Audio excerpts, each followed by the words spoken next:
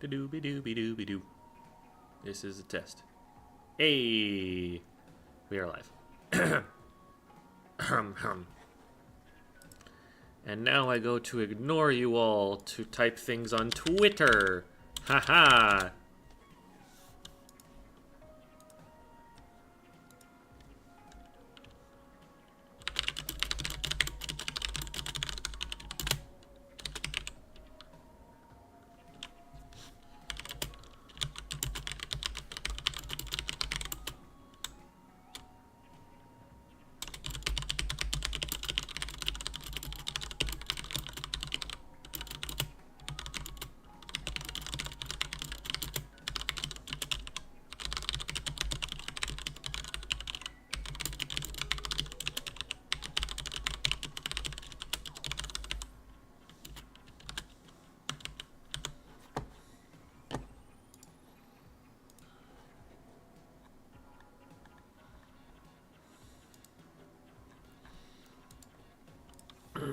Almost done with the tippy tappies.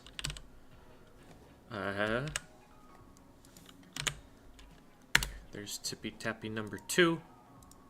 Now I just need to finish up with tippy tappy number 3. Which isn't actually that tippy tappy, because all I have to do is do a retweet, so it's more of a clicky clicky. Alright. All of the clicks and tips and taps have been accomplished.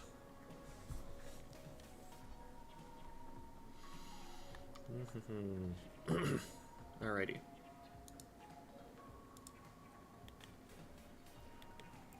Hello, Devi. And Devi, so today is the rare day that we actually will not need any extra help to fill the slots.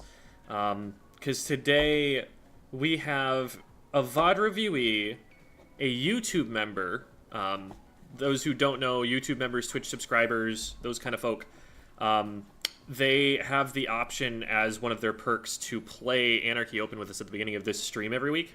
Not every week, because then we would run out of slots. But, you know, like, you have the option to do that on any given week that you want. So we've got a VOD reviewee, one of them, and also there's a whole team that we're VOD reviewing today. And I think 2 of their members are interested in playing, so they're going to switch off halfway. So we've actually got all 3 slots filled for Anarchy Open today, besides me, because if it wasn't me, it wouldn't be on stream. So I'm sorry, I do still have to be here. Anyway, hi BooTube, hi Ayla hi Kimowoki. I don't know if I've seen you around before. Hello. And hello, those are just a bunch of letters spammed on the keyboard. So we'll call them spam for keyboard spam. You know, their full name is keyboard spam, but you've got to give them a little bit of a nickname, you know, just to make it feel a little more familiar. And they say hello. So hi.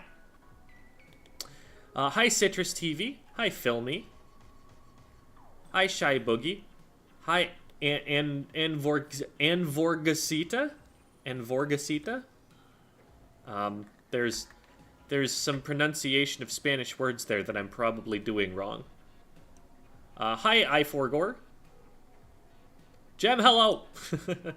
Hello again. Hi, Splat Meme. How are you and Mr. Romeo doing this evening? I am doing well, and Mr. Romeo is snoozing next to me, as is his wont. Hello, Blip Blob. Hi, Demon Gecko. Hi, Lulin. Hi, Lynxes. Got back from not Squid School earlier, and I'm still very tired.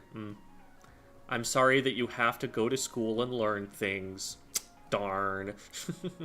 Not really. Hi, Octo999. Hi, Ane. Ane says meow. Hi, Cramomatic. Patch predictions? Far be it from me to have any idea what Nintendo is planning on doing. I don't know what they are thinking. Hello, Eden. Eden is one of the players who will be switching off in the Anarchy Open today. Hi, Glitch Fidget. I think... Yes, I do have an outstanding Discord DM from them that has been sitting there for a while that I need to get back to. So thank you for reminding me. Hello. Hello, Devi again. Here, anyways, if issues happen. Okay, I got into the rhythm, the momentum of saying hi to someone, then realized that I've already seen Devi. Hello. And then hello, Sephiroth Moon. Got to do homework. Have a good stream. All right. Well, thanks for stopping in, Octo999. Hi, Mad Boss.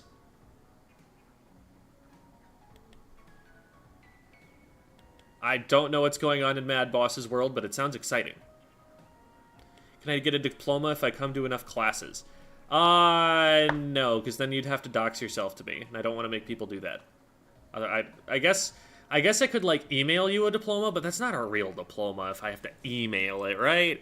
You gotta get it in person, right? You gotta walk across the stage and get a fake one, and then get the real one later, you know, in 7 business days or whatever. It's not real unless that happens. Yes, we are VOD reviewing the whole team. Hello, Bracton! Played against you the other day in series. You shot me and another guy in the face with your Trizuka. Yeah, I do try to do that. Hello, True Icicle. Hi, Rose. I love spam! Perfect. All right. We've got a hit on our hands. Sai saying, where's my diploma? Sai will also be playing with us. Sai is the YouTube member, as they are now asserting once again during the stream. Hello, Wulule Mareep. Gamer evening. And hello, Mikron. I'm not pronouncing the first part of your tag. Hi, I'm Zebula.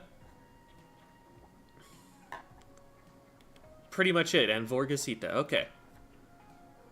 Cool.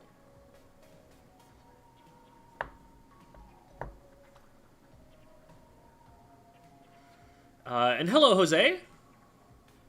Oh wait, no, that's Crispy. That's Crispy. I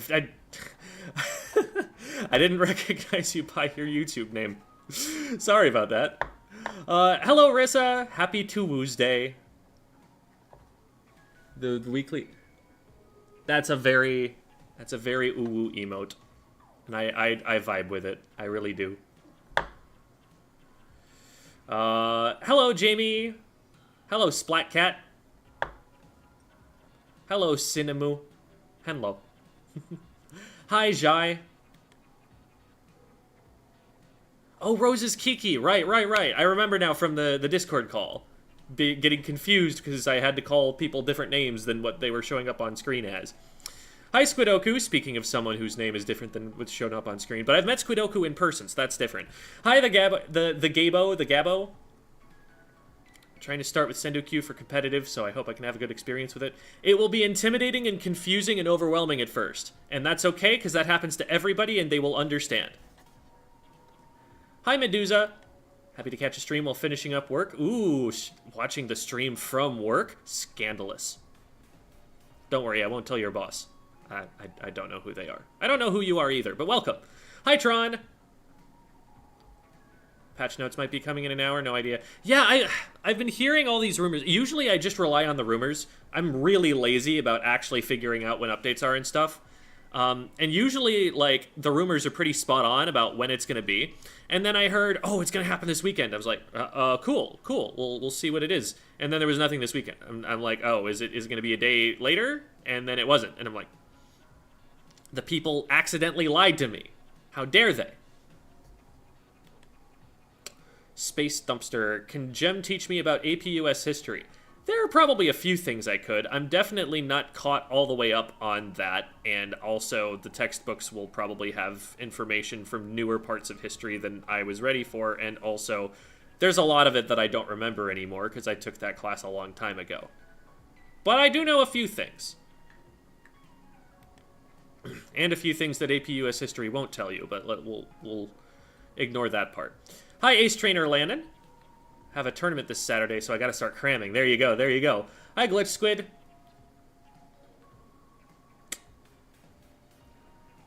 Hi, Shaluna. Good to see ya. Hi, Kelkun. Or Kelkun. That was what it was, right? Kelkun? I think it was like that. It's French, so I'm liable to say it wrong anyway, but I have to change my name in the YouTube. Yeah. Sorry about that again. Hi, Peril. I joined to hellos, so hello, Gem. That's wonderful. I like that. Hi, Freshwaters. Hi, Milwaukee. Hi, Space Dumpster again. Started reading the tag and then realized I'd said it already. I've done that like 3 times today. Hello, Phil May. Don't trust everything you see on the internet. But it's so much easier. I don't have to think that way. Hi, Brominus. Hi, Yokai. There's a patch today. The claim is that there's potentially a patch at the changeover into, like, from one day to the next in-game, which would happen in 2 hours? A little under 2 hours, I think. I'm not sure. Hi, Melody E. You've got another Y at the end. Really sleepy and tired, so I'll keep it running in the background. No, that's okay. Yeah, there is no obligation for you to give me your full attention. You are on your computer at home listening to a voice on a screen. Like, there's no mandatory 1984 style viewing yet. Still working on that. Need a little bit more political influence before I can pull it off. So for now, you're fine.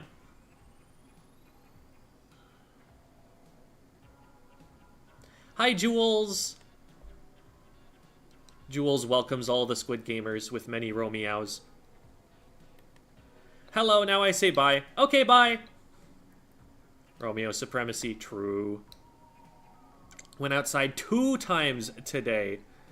Whomst is proud. I am very proud of you, Jules, but you already knew that. Hi, Moogle. 1 hour is the change. Okay, cool. So maybe we'll get to see it then.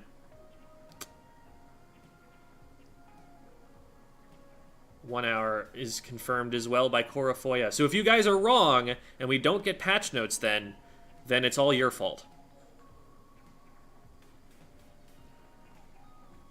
Working on my diamond painting?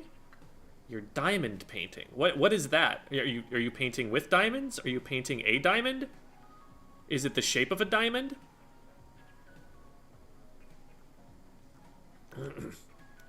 You are more than a voice on a screen. Aw, oh, shucks. I mean, I guess I am also a face on a screen, but kind of playstyle do you recommend for Neo Stamper? I haven't played a ton of it, but I know that it is a lot more passive than the Zipcaster one. There's less poke, and you know, you don't have the combo with the burst bomb, so you play a little bit safer and you play a lot more around Crab. Jem, how many times did you go outside today? Man, I don't even have the ability to say that I went outside to work out today because today was strength training day and I do all of that inside. So, I have not.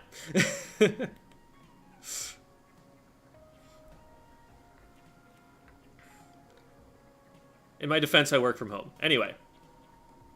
How long is today's lesson I want to watch, but I also have to run and do laundry.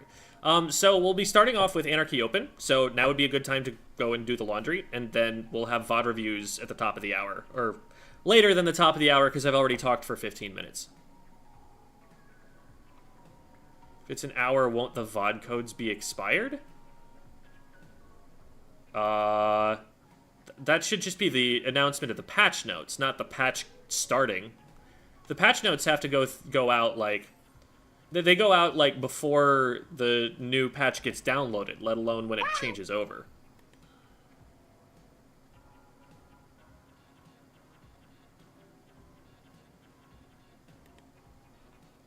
Because, like, we don't even have patch notes yet. We don't know what's going to change. And we always know that before it happens. That's my understanding, anyway. Little Pet Frog, me, Cliff, Uki, and Joey went to an escape room. Had something on the wall in Old English we couldn't understand. Can I DM it to you? And you...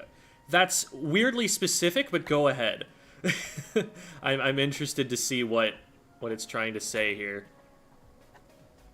If it's really Old English, then I might not know. But if we're talking, like, more of a Shakespearean Middle English kind of thing, maybe we can do that. Yes, there is such a thing as Middle English. I'm not making up that word. That is a historical, like, description of the language.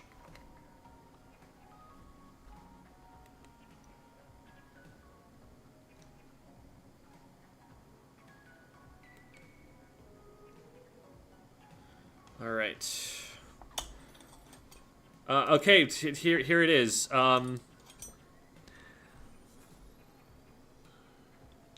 Quite fine, since many ye will find not just one, but plenty will show what you need to some. So ye is a pronoun that honestly we should have kept in the language, which is a plural you all kind of pronoun. Like, the closest we have to it is y'all. So, quite fine seems to be saying it, it's fine, since you will find many, not just one. I don't know what you're looking for, but they're telling you that there's going to be more of them. But plenty will show what you need to some being to add up. So, it's a little bit cryptic, because I know nothing of the context of where you're at, but that's my best translation of what you're seeing there. Hope that helped. All right. Let's drag everybody up into the VC here.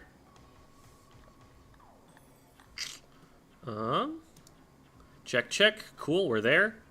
And now here is Kiki, here is Kyber, here is Sai. Welcome, everybody. I have kidnapped all of you up into the correct chat. Wahaha. I am now turning down the volume so that you don't blow people's ears out. Cool. That's all set. Hello. I am going to send DMs to all of you, letting you know what the password is.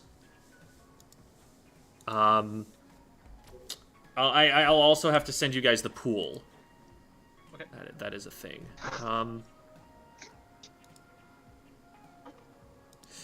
Okay. Oh, wrong one. There.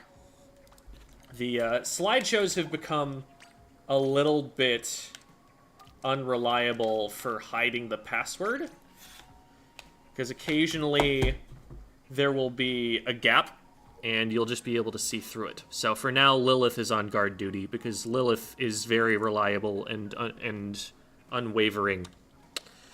Got it. Oh, whoops! I forgot to put a pool. But that's okay. Lilith stands guard, yet still. It's very appropriate that it be Lilith in particular, because I've seen a video of Lilith today. He fell off a refrigerator, and it was very cute. I did put it in chat, but if I stop in the middle of the match, I'm kicking the cat out. Okay.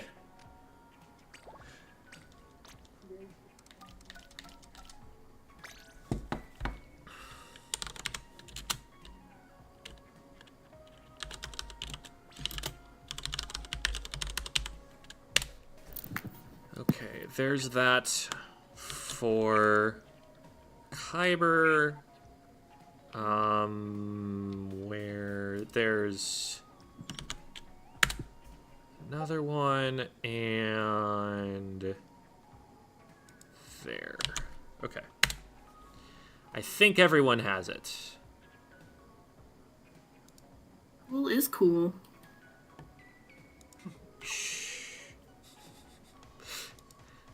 The people can hear you.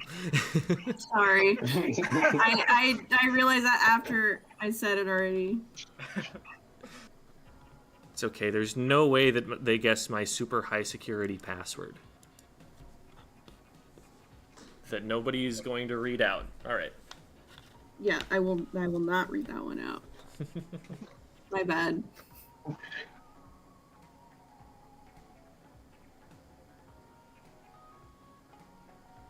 Oh, that's the wrong one.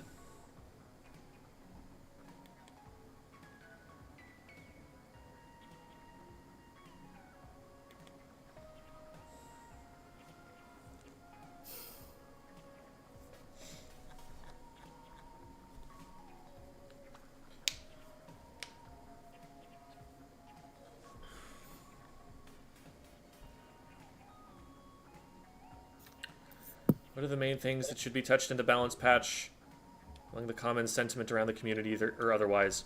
So Tacticooler is very meta-defining right now to the point that a lot of people are unhappy that it's like so mandatory to run. There could definitely be a nerf to Trizuka that would be valuable.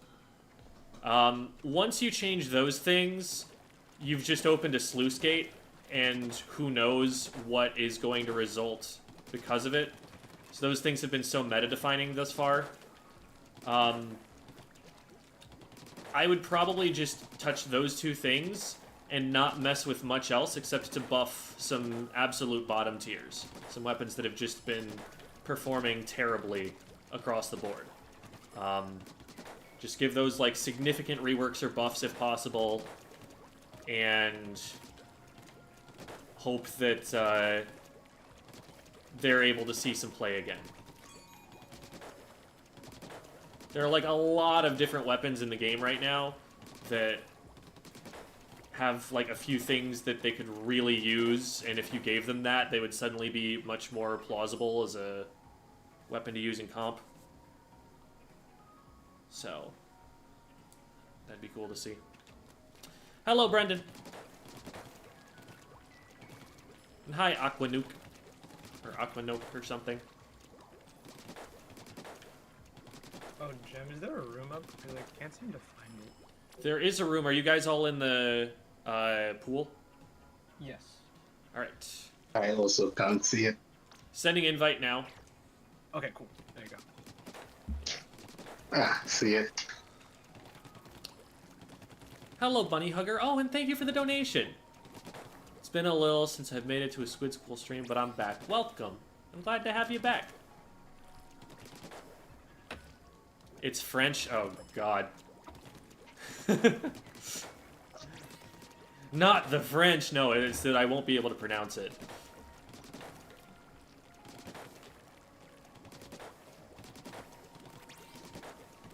Aquanook, Aquanook, Aquanoke, Aquanook. That doesn't sound very French. Wow, we just randomly got ourselves a bit of a team, huh? This comp works.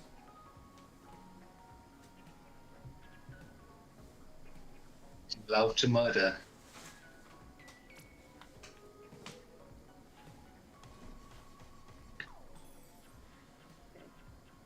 I had to plug in another pair of headphones so that you wouldn't echo on my end.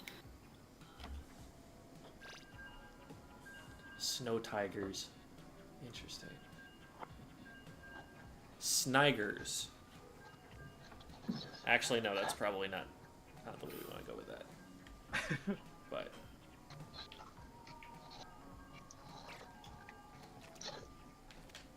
ooh.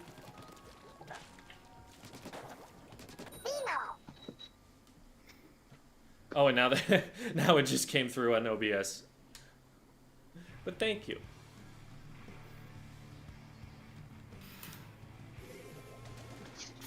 Oh, I didn't even look at what mode it was. That's okay. Slaps. Alright. Well, I think we outpaint them. They have a blaster and dualies.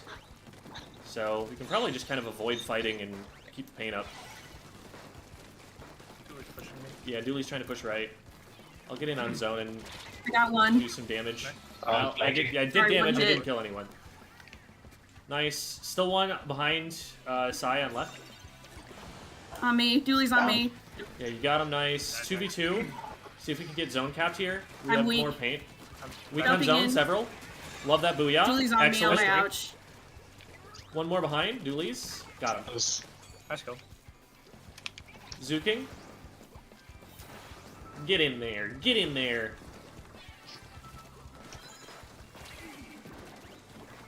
Nice. He got Well done. Bro, dead. Forced error. Forced error. Totally on you. Nice. I'm close to a cooler. Nice, nice, nice, nice. Don't let him drop off right. I'm going. One already fell. Alright. I'm on the well, rapid weak. Now I have to Rapid fall. dead. Nice. Might be I'm one more on behind zone. me. Weak, No, weak, they're weak, not weak, chasing. weak. Ah, shoot, sorry. Grab that cooler when you can. Oh my god, I Umbrella missed all on my me, shots. umbrella There's a dead. jump to right, jump on right, and the dualies are flanking around, which is weird because they don't have a lot of I time. died. No, I got I Dualies got dead. double markered and Traded. then I got e-mined. Damn, No. that was my bad. You're good.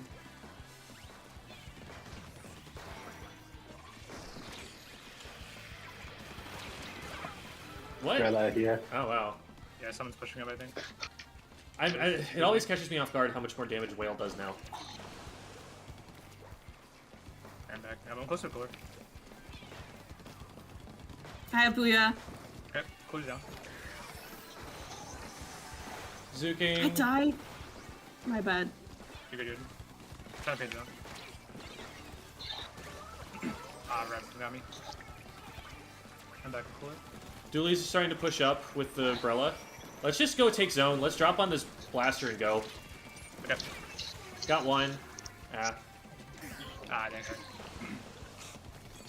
I played bad to Reef Slider, my bad. You're good. One directly on me. Oh, okay. Got him. That's one. That's one. Let's take zone. I'm taking. That's two. Rabbit weak. Rabbit dead. There, Weak, last he's one so on weak. right side. Touch Got her. him. Nice kill. Have a cooler in a second. Nice. Cooler's down.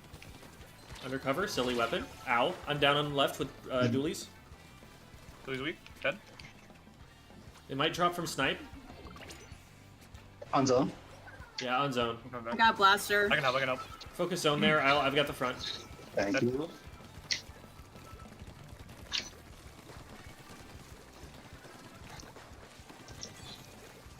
They're gonna Reef Zuking. Slider. Oh no, hold zone. I got one, got two. That's three. Nice. Just Doolies. Nice. Nice. Oh my god. Good job. Hmm? Oh, I thought you said hey Gem, but you said good job. Yeah. My bad. Both work.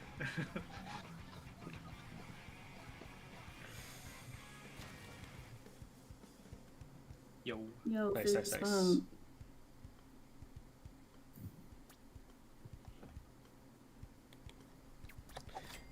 Hello, comfiest blanket, and hello, Game Boy 1672.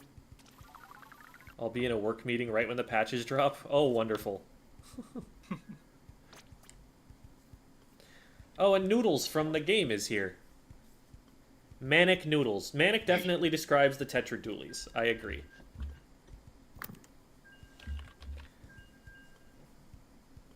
I definitely played against that Reef Slider. Not great. The Brella Reef Slidered, and I backed up instead of going forward. There were two Reef Sliders. There's the Tetras as well. Yeah. So they're going to go for the zones cheese. Oh, it's Scorch Zones. Fun. Whee! This is a map. Pro Chara! Wait a minute. Is that actually him? I don't know. I hope it's that. If I get killed by him, I'll check the. I didn't see the splash Octo. tag. Yeah.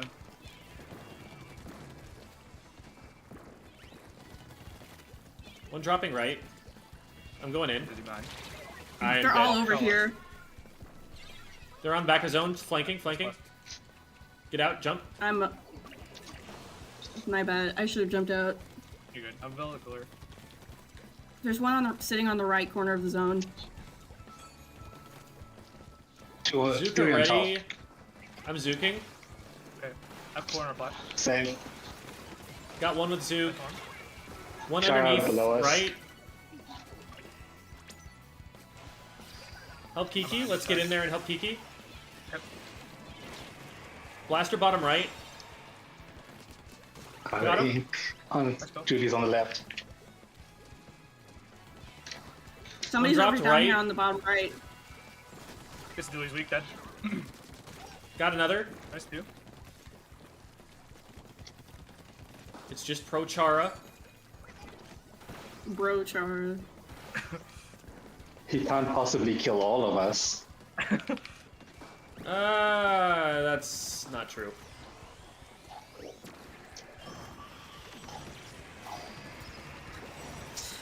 Kraken going from right to left. We can still keep zone here. I'm down to I died to Blaster. Kraken. Blaster pushing right I or died. left with 3. I have cooler already. I can throw it to us. Blaster's I'll gonna put be on our bottom right. Cooler's up. Okay, let's grab that cooler, and then I'm gonna drop left with Kiki here. Okay. Weak. One on One me over down. here. One is weak under me. We Got him? got I died to S. Another one got me back to zone. Got one. I'm jumping back in with cooler. Is you? Nice, that's Got 3 down. 96. Take zone. I got Zooked on right. I got two too. We might not be able to get zone in time. Yeah, might need to just get out of that. Dang. They're pushing up on left. Yeah, just let's ignore them drop right if we can. Okay. I didn't get them. My bad. I traded the. They rotated. Ah, And then 96. that's gonna be game. We're up. GG's.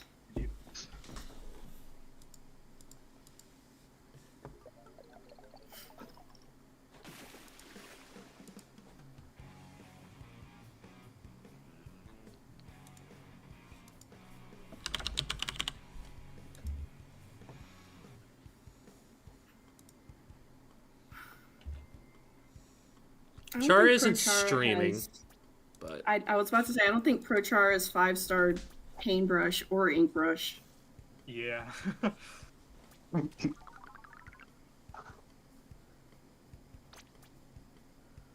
thanks again for the donation, Bunny Hugger.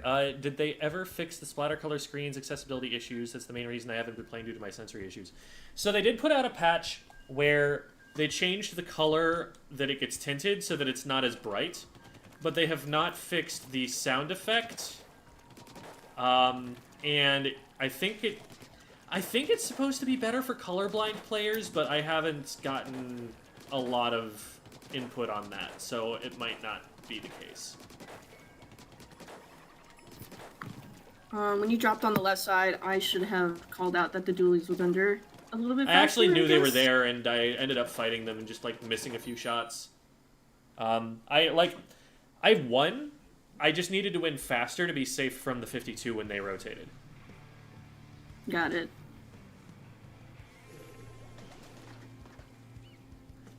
Oh, it's ML Chara for Moonlight Chara. So yeah, not the same Chara. Okay. Oh, true, yeah. You changed It was a cosplayer.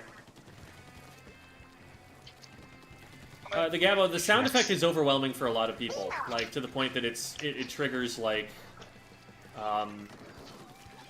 disorientation, I guess. I obviously don't experience it myself, but that's kind Who's of. weak? Traded? I died got to you? Dread. Leader on right. Try and get a cooler up on halfway right now. Yeah, the dread's like underneath left. Have corner flat. Ooh, that leader. That's got me. unfortunate. Yeah, don't go right, don't go right. Leader and Stamper are both watching that. Use that special on Trying top Booyah mid, on and then snipe. now let's go, let's go, let's go. Nice kill. One underneath. Dooley's Hit him on twice. me. Dread is on me. Weak. Dooley's he's on my ouch. That's dead. I'm watching. Okay,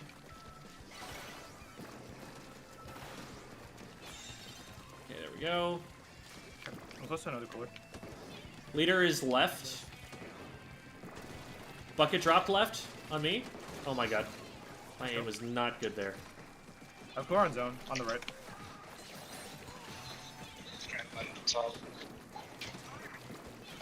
Three No, on he's left so on me. weak. Dead. I'm down on left. Dropping out. Dooley's still left. One rotated back to He's right. They're dead. behind us. Good right side. Leader is on bridge, coming across the top mid. Leader down. Taking one on right. Got him. Okay, nice three. Nice.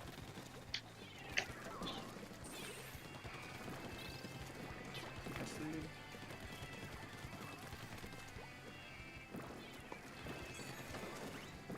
Dread is over here on left side. They pop crab on snipe. Got one. He's weak. Dead weak. Dead. I've cooler. Crab got me. They dropped right zone. They're behind it. Nice. You got him. Just paint zone. We win. Painting. Nice.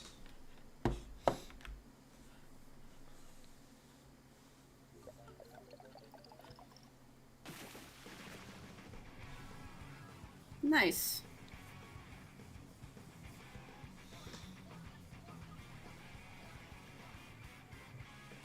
Gear ability that gives you a double jump. They'd have to really rework a lot of the map geometry to account for that so that you can't get into places you're not supposed to. They already had problems with that with, like, the Splatonet Stamper Dash. Oh, I didn't know that. Yeah, they're, so, you know the top left area on Manta, right over Plat? You could that wall is paintable, but then there's a barrier at the top to keep you from going over. But with the Stamper, if you ran, I think it was a certain amount of like intensify action you had to use, you were able to get up to the very top of that wall, squid roll off the wall, but then very quickly use the Splatonet Stamper Dash to actually get up over the top. Huh. And just access their snipe when you're not supposed to be able to do that. So that would cause a lot of problems.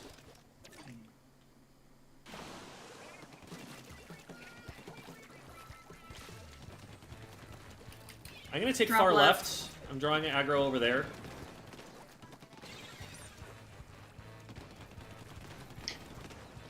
Stamper weak. Dead. One other. I got one other one, but I think They're trying to get me out of here. Bucket on me. I'm missing my shots. They're behind left. Bucket weak. They jetted. They got me. Nice guy. I'm backing up. I'm backing up. Ah, Jet got me. Sorry. You're last. You're last. Trying to hold space a little bit. I'm gonna die. I have cooler. I have Zuka ready. Zuking the pencil. I have cooler shield. Cooler here. I'm down on zone. Trying to paint. Stamper's still on me. Nice cap. That's all we really need if we don't win the fight. But, okay, we got cooler. Yeah, let's go in. Let's go in. Let's get him. Yep. There's two here. There's two right. here.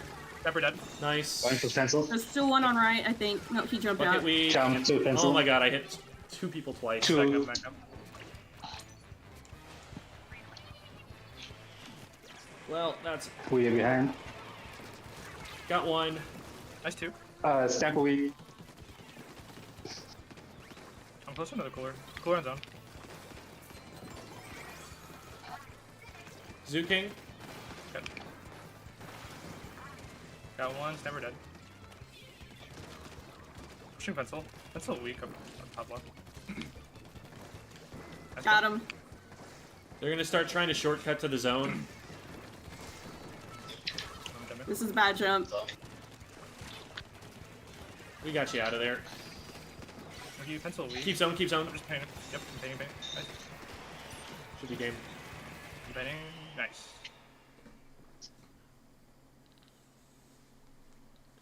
More Squid Surge relevant geometry, true. That's really what I'd prefer. Make that... Jeez, I want Make to the Squid use it. Surge valuable for some reason. What would be the benefit of jumping higher? Jumping is usually a disadvantage. Yeah, it would be fun with something like the dualies, where dualies dodge rolls make you fall faster, so you've got a really fast up-down.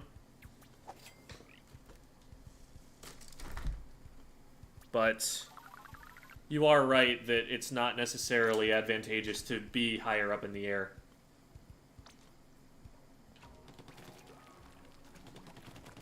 What does weight class do? It affects your movement speed. Like, you move faster with a lightweight weapon than you do with a middleweight or heavyweight weapon.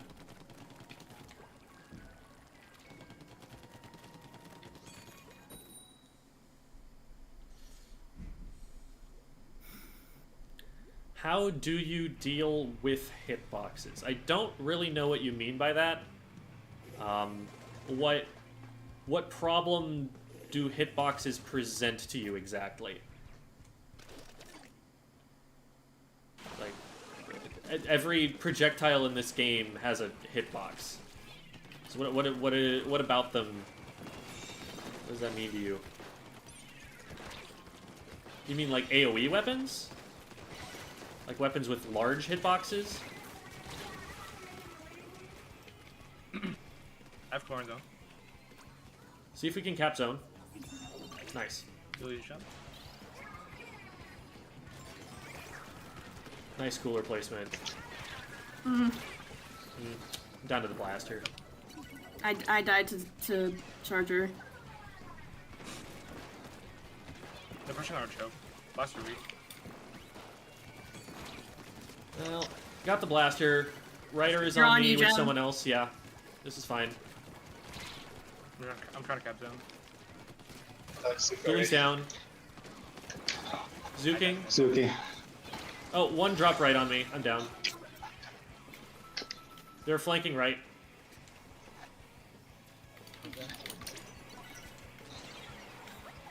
Nice job, Kiki. Yuli's on me. Blaster got me on my jump. They're coming right. They got a crab. Don't fight it, don't fight it. I have cool on a ramp.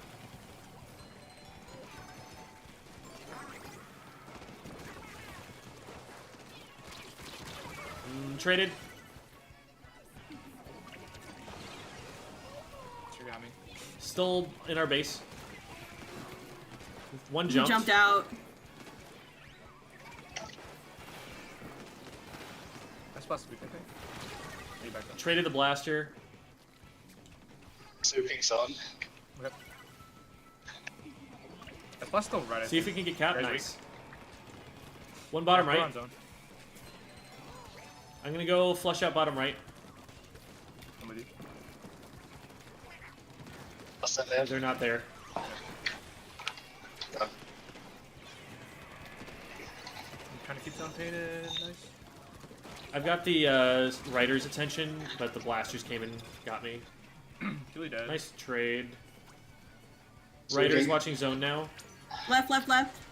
Nice. Behind you. That's plus. He's weak. I'm down to it. Nice. Ryder and crab tank I'm trying to are up ride. above. They're pushing left. Oh, Julie weak. Julie really weak to left. Ah! There you go. I got cornered. One back. That's cup. We capped somehow. Going right. That should not happen. Go Let's on. go. That's two. Booyah. I'm pushing. That's another. Alright, that's two down. Move up. Alright, I have cooler. Cooler here. Suki. Awesome. I'm pushing. Nice down. job. Blaster's Or no, dead. range.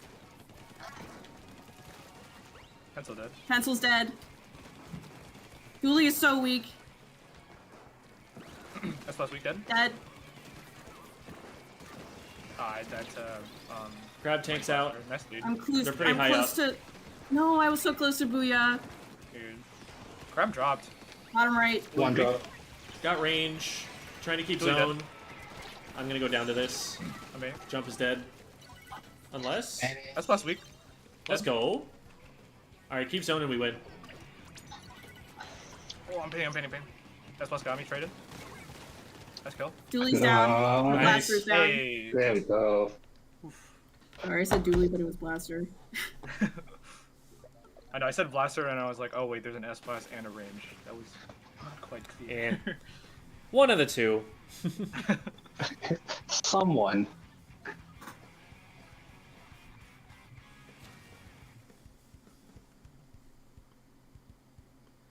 The dualies that got data mined are named Maneuver Long. So long might be referring to the range? It seems to me like that might refer... Because maneuver would be like dodge roll, right? Seems like that So would mean that maybe- they dodge roll further. Yeah. Don't the Dooley sculptures have like the longest dodge roll range? Kind Like of, they yeah, dodge with roll the the slide. most. Do we want to stop and swap out now? Because I think we were going to swap between Kyber and Eden. Yeah, I was about to say. I can message Eden right now. Yeah. This is kind of the halfway point because we started about 15 minutes into the hour. Yeah.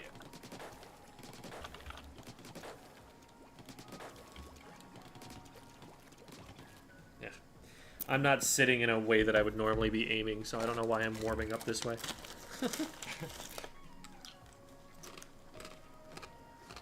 My big idea for the supposed new dualies is 3 I did votes. know about Nouveau, Aquanoke. Turn on my lamp. Offbeat says, shoutouts to Kuiper. Hello. I know one of my Platoon 3, subs 3 is dodge watching, rolls just makes sense. but I have not been paying attention to chat. Good morning, Sylphie. It is not actually morning for Sylphie, but Sylphie says that anyway.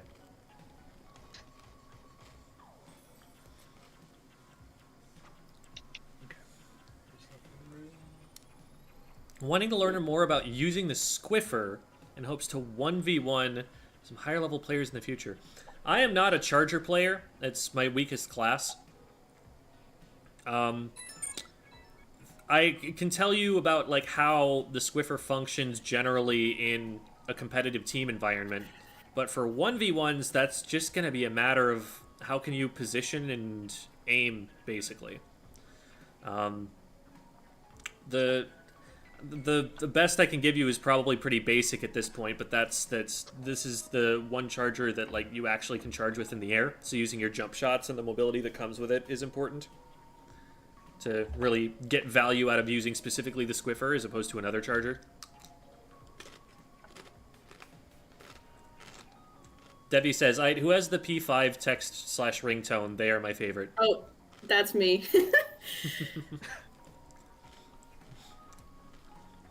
Thank you. It's going to keep doing that a lot, so maybe I should just mute it. Put it on Also, vibrate Jen, for did now. Kelkin, yes, they are. They have confirmed that they are French. Also, Jim, did you need me to leave the room so Eden can join? Or I mean, WC. Oh, I didn't realize Eden wasn't in. There we go. Hi, Eden. Okay. Hello, hello. Hello. I shall. Oops, sorry, Is my chat. mic Eden volume was okay? louder than... Now I've got it fixed. Okay. I turn everyone down to 75. I don't know why I do this to myself. I don't know why I don't just adjust so that 100 is normal and that by default it's fine. But this is my life. No worries. You should have both the pool and the password. Let me know when you're in the pool and I can send you an invite. Yep, I'm in the pool whenever you're ready. Alright, Y button. I've Y been button invited has been to pressed play. and held. What? Hello. Sorry, I took a big handful of snacks. Snacks are important. Can you really improve in ranked series? Like, does communication with teammates make that big of a difference and how quickly improve? You will definitely improve certain skills by playing solo. You will not improve every skill that matters in a coordinated environment, but you will improve a lot of the skills that you need. There's a reason that even top players shoot for high powers. Like, it is just genuinely good practice. That said, there are a lot of things that are specific to the solo queue environment that will not work in coordinated play, and there are a lot of things in coordinated play that you can't use in a solo queue environment. So you have to be very thoughtful about what it is you're learning and why you're doing the things you are, so that you don't bring bad habits from one mode to the other. All stealth except for sword. And Ninja on the Got it. Tri-Slosher. Saw them left. Nope, pushing it. Oh, well, There's I one made a with mistake. it.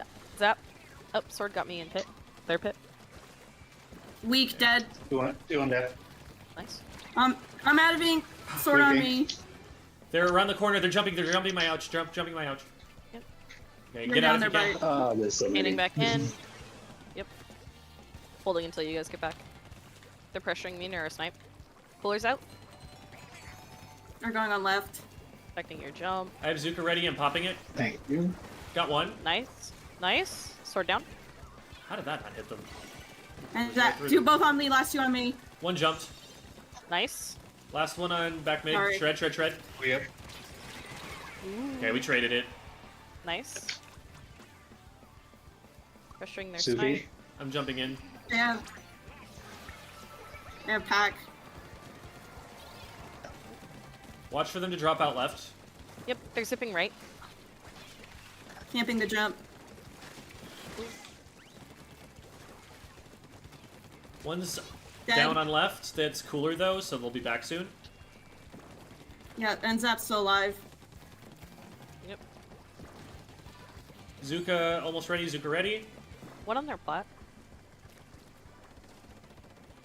Behind me. Puller down left side. Suking. They're jetting. Hold the zone. Got sword. Alright. I ran into a bomb. Ooh. See if we can paint zone. Also down to a bomb. Painting. Nice. Good job. Nice. Nice.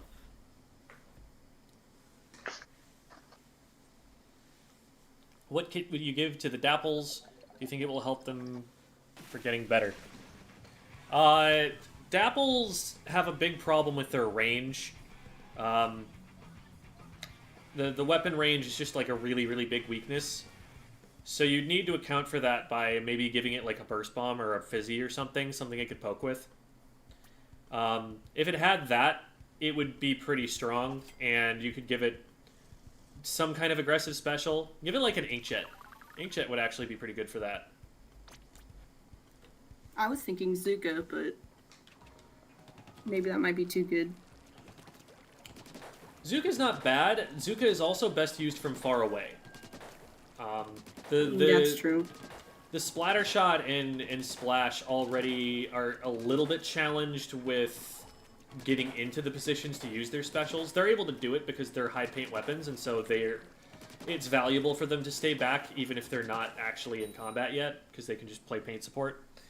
Dapples, I think, are a little bit less so, and they would probably want something that's actually going to be impactful from short range.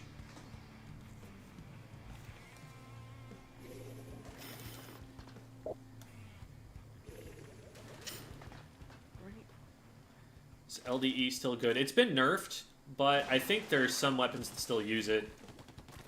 Comeback has made a bit of a, well, comeback. Pushing right, got one, got two. Gaining zone. Oh, just trying to get the ends out before they could get cooler. Yep, they got cooler. Right down.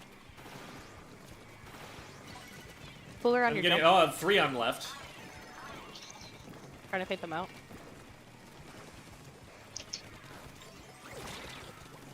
One on sign. They dropped left on me. I'm down. They're flanking. No, they're not going to flank. They're going back ramp. Oh, they're jetting. Watch out. I'm weak. I died to jet. Pressuring jet. Oh, they got me too. They have step. Nice. Ah, shoot. Got Zuka I ready. got zapped before they could pop cooler. I got two. Nice. Nice. Last one jumped out. Good job. Sword This is a coming bad from ramp. spot. Oh, I got hit by the Oh, sword. you're good. They might... They're all up at the top of the ramp. I don't know... I'm gonna watch left drop. when I they're got gonna one with drop. Fizzy. Kiki's in alone. I can't help. Not me. Backing up, backing up. They're coolered. 2 on death. Yep. We're two down, we're two down. Backing up. Sword on Zip me. sweep, They got traded me. it.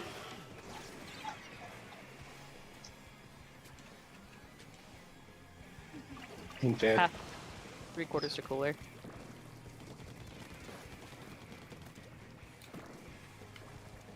Cooler's at the end of our ramp. Okay. Suking. First. I'm gonna bomb behind them. Ooh. Try weak on right. Zuking it. One push me. It's zap left. One dead. Try weak on me. Traded it. Cooler jumping in. test. Too weak. Nice. Pushing up. They're gonna pop cooler. Yeah, they got the cooler out. If Cooler you guys, got me. we also have cooler.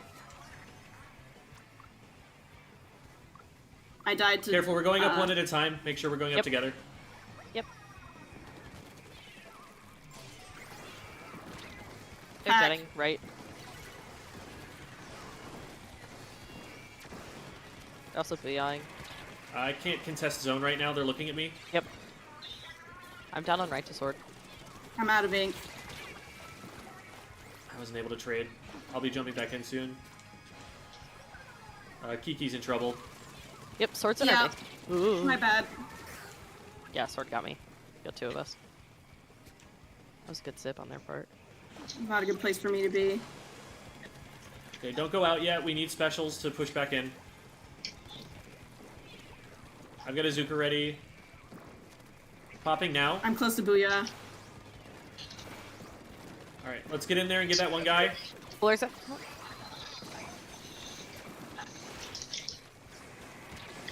Can we get this jet? I can't really do anything about it. I'm down. Testing zone. Paint zone if we can.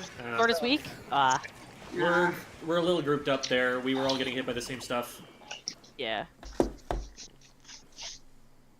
I was trying. I think I tunnel vision too hard on pack. Killed me a bunch of times. The kind of comp like that is much better on Brine than Scorch.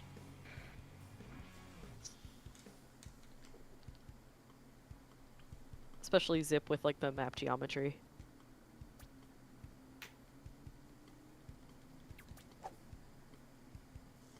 Don't people with zips like to target backlines or midlines?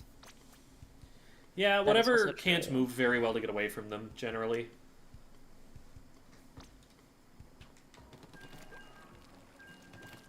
It's dangerous to go after a splatling that has charge with it. But something like a charger typically has a difficult time up until players get really good at aiming at them. Which it definitely can happen, but it's just not super visually clear where they are when they move through the air, like where you can hit them.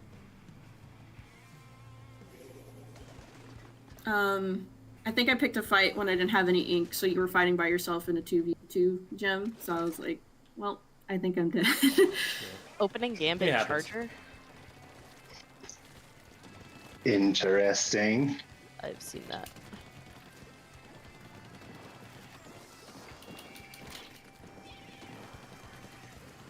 Two on Testing right. right. They're backed up a little bit. They're starting to look at me. I just watching that. Shooting zone. Cooler's on right. Oop, one pushing Who's me down? left. Scout Zooming. sword. Charge. One on left side. Charger and Zap left. Still one left. Ah, I didn't have any Okay. ink. They have a Got crab him. ready. Behind you. Nice. They're on plat. They're watching my jump. Dooley's weak on me. Got him. They jumped out. That's weird. Watch the left drop. Careful of bomb. I'm down there. That's one. I'm down over here. Crabs on snipe. Yep. I got, Trying They're to hold coming zone. right to left. but I died to doolies. They're striking on left. Ooh. Charger Splash looking down at me right. behind zone. On grates. And Perry's weak. Got him. Nice. Let's get zone. I died to charger. Yeah, I'm trying to Watch for hold shots. left. They're pushing me. Yep. Oh, I'm out of ink. Got Ooh. one. Charger dropped right. There's two on this side with me. There, One dummy. got two. Splash. This should First go bomb, right down as zone. well. One more right side. Nice. Got him. Good wipe. Gotta go get cooler. I was false. Come get y'all juice. I'm not gonna go across. Yep. There is a charger watching. That is scary. One drop Charger right. dead. Nice. Careful with I splash hit him a down. couple times. Super weak on They're right. weak. Oh, I hit him once. Okay. Sharking. Still Crab behind on zone. right. We just need to hold. Got one, traded. On left. We're both two down. They're weak. My bad. Got one. There's another on me. I think I get this. No, I don't have Got any. him. One more in back of zone. There we go. Nice, 6 and hold. Nice. GG's.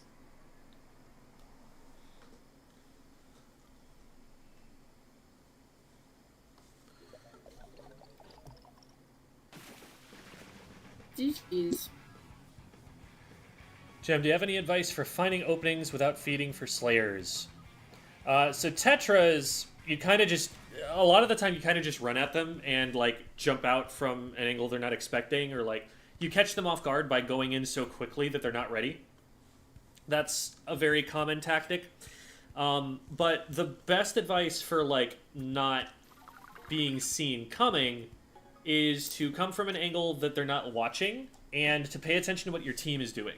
Because the enemy team will focus on whatever is visible to them. So if you are less visible than your teammates are, they should engage on your teammates. And as long as you take a different angle from your teammates, now they are not looking at you. And that's when you sploot them. If you find yourself getting into positions where you have the jump on them, but you're still losing, that is probably like a mechanical issue. That's like an aim problem. Or you're engaging in situations where there are multiple players that are all looking at you. I am sending out the invite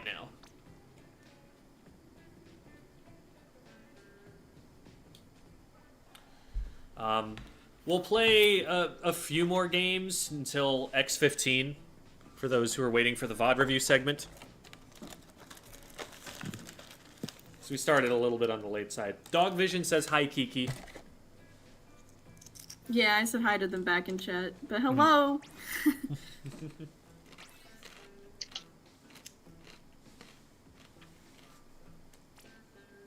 They're sub on my team.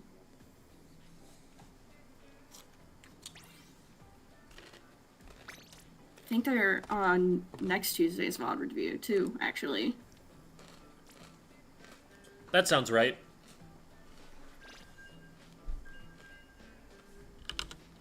So who should pick up the Rainmaker?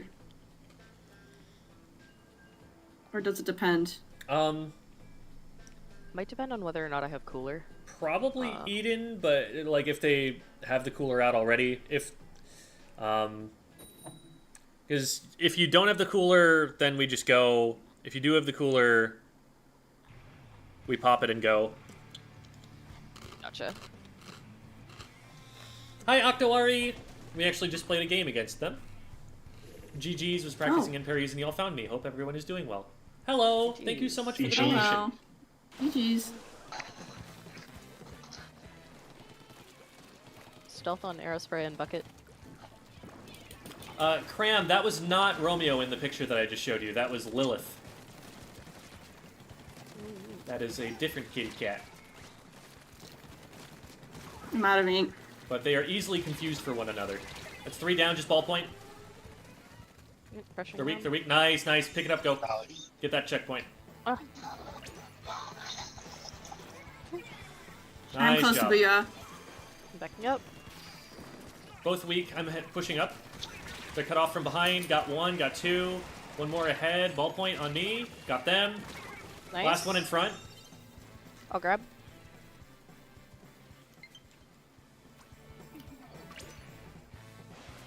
There's they're tries pushing me? behind the pedestal. Right. Aerospray got me. This is a bad job. That is not a jump. No, don't do that. What? Okay. What? Excuse me? That should not have worked. Oh, they're so weak. Nice, nice. We got it. What? I got them? I was so right. delayed. Coolers. Alright, they're 3 down. Just one behind the pedestal. Yeah. Go. You're Win the golden. game. You're golden. You're golden. You're golden. Nice. Nice. That should not have happened at all, but it did. How did that work? I don't know. I Are should you have wearing jumped. drop roller or something? Like, I don't know why they weren't just camping it. No, I have stealth jump, but they absolutely should have seen that. Yeah. I avoided the pop because I jumped, but that's it. And then I guess things happened. That was impressive. Thank you. I didn't die. Nice. Thank you. Okay, I'm gonna calm down a little now. Okay, I'm good.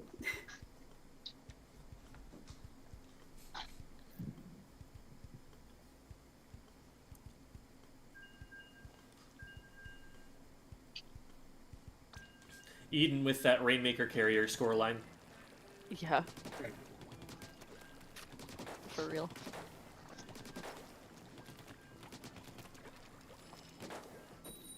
I was trying to jump out because I was in a bad spot, but there was only one person alive, and I'm like, oh. I just automatically jumped to them. And I'm like, oh, this is not a jump at all.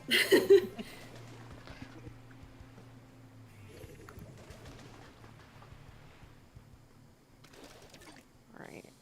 Respawn Punisher bow. Stealth on bucket.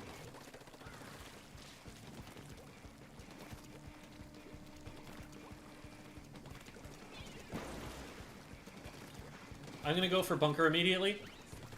Close to Zuka. There's one on bunker, they're down. Got one. Zuking left. Got one. It's just Don't the know edit. where heavy yet it is. Got them. Left.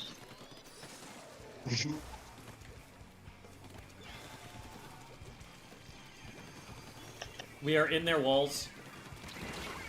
Not anymore. Not me anyway. Elbow, elbow. Pull her 3 on out. Kiki. Just Yep. move it forward, move it forward. They're looking at them. Got headed. Ooh, I am in a weird spot. Buck got me. Got one with the pop. I don't know if I They saved set you. a Yes, we bubble. did.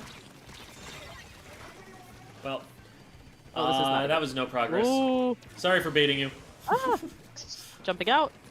And I'm down to pop. Yeah. I'm on bunker. Our bunker. Oh, those were chumps. You've been Oh, chumped. I had it on target. It just wasn't long ranged enough. Big sad. Back up. Back up. One coming up left side. Watch the left flank. They're on grates oh. now. Rotating.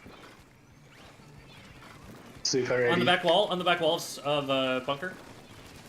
Got one. He's still up there. Where's the They're, rainmaker? they're running going. it left, They're left, going. left, left. They've got a bubbler there. I can't stop it. Found it, chumps. Got head it. Got one. Get on bow. There's still one here.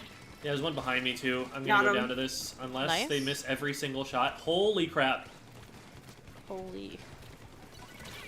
Well, okay, I got hit eventually.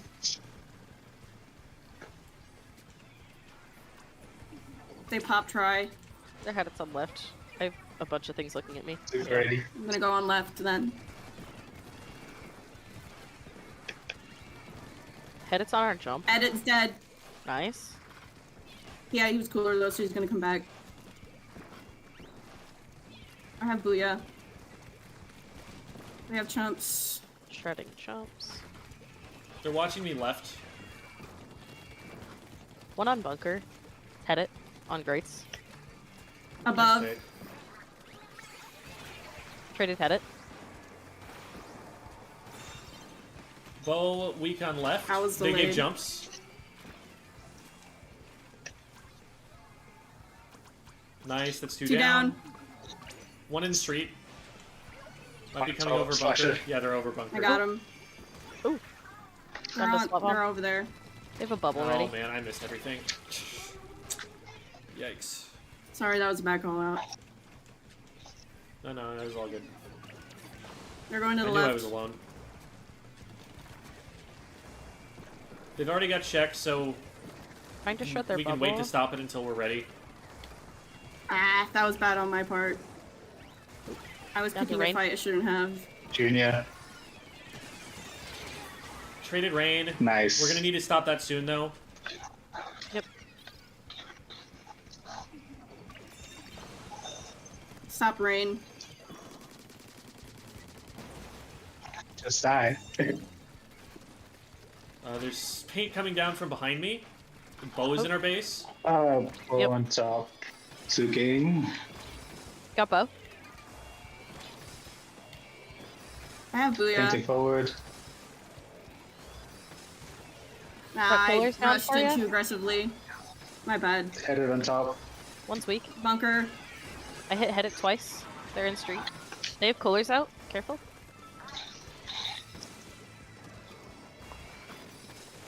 Head it dropped. Head it down. I got bow. Bucket got me right.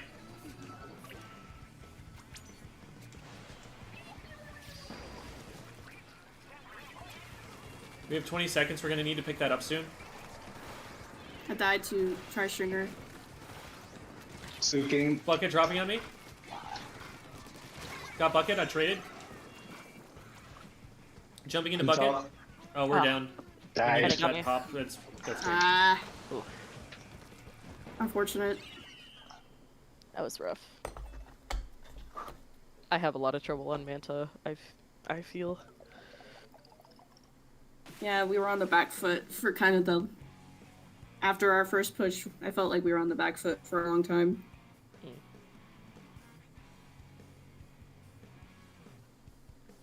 Not sure if I but I should use did- LDE or come back. I would go to sendu.inc/builds and see what the top players are doing. That is my I recommendation. think I did rush the bucket, like, too aggressively. And then I just died. That was not great. We'll do one more and then we'll jump into the VOD reviews. Ooh. Okay. Ooh.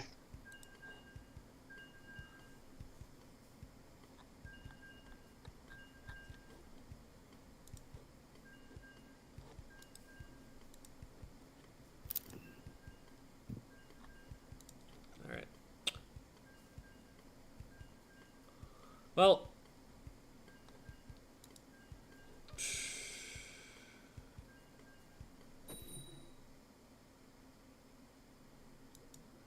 looking like the patch notes rumor was once again false. Ah, really? Hate So it. not today? That's a shame. I don't know. They're not up, Okay. and this was the time that the prediction was at. So at this point, we're just guessing. This is the same team. I think so. Yeah, It might get pop. we can get this. Nice. That's too much, bro. If I had it. All right. 2 are weak. Healing. I'm out of ink. We're not gonna be able to get there yet. Yeah. That's a lot of Just holding specials it. they just dropped. Just hold space. We've got time. Yep. Okay, that's all of their Goody. specials. That's all their I'm down to resources. strikes. Now would be a time to take fights if you see a good one. I'm down to the heavy edit right. They've got a cooler out on right. Stay out if you can, Sai. You might want to get to a safer place. They're gonna watch you jump. Oh, wait. They're behind. Yeah. Got one. Bucket hit twice. Got bucket. Head it watching me I'm bottom down to right. rain. Just focus They get a rain. check? Nice. Nice. Head it bottom right. Ah, One in he's mid. one. Header me. Edit is very weak. Oh, had it got me grace, right? Yeah. They're gonna grab check. I'm dead to bucket. They're gonna get popped. I didn't know I was in range to that. That's my bad. Sai, you're alone. I'm not dropping. Bucket got me. Right under our drop. Got two. Zuking. Got another one. Move up. Don't let him give jumps. Oh, did not mean to grab. It's fine. I'm dead. Bucket's back here. I can't Bucket see. weak. There. Got him. Eventually. Ooh, down to bomb. We're two down. They're gonna pop it. That was not the time that I was hoping they would pop it. Stay alive, stay alive. They've already gotten to 8. Giving up space doesn't hurt us too much. I'm close to Azuka. Super ready. Down to a bomb. Oh, stop there. Well, I'm gonna go down to this.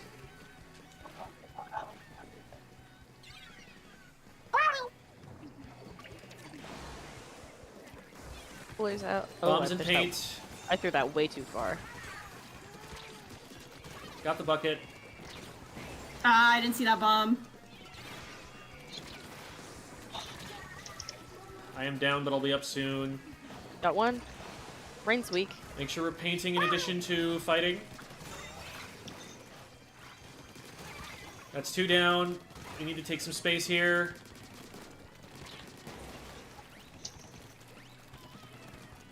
Watch out for jumps and bombs. I thought I was out of range for that bomb. Cooler on a ramp. One coming left. Got one. Oop, down to bomb.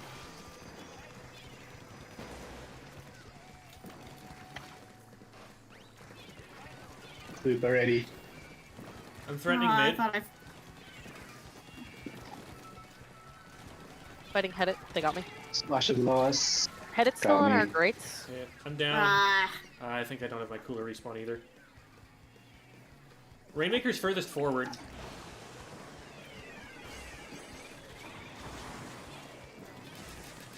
One in our I base. hit somebody. I mean, the drop. That's hit one someone down. I'm twice. gonna go down to Rainmaker. Head it's pushed up. It's pushing. bucket. They're going for. No. I can't kill that fast enough. That was rough.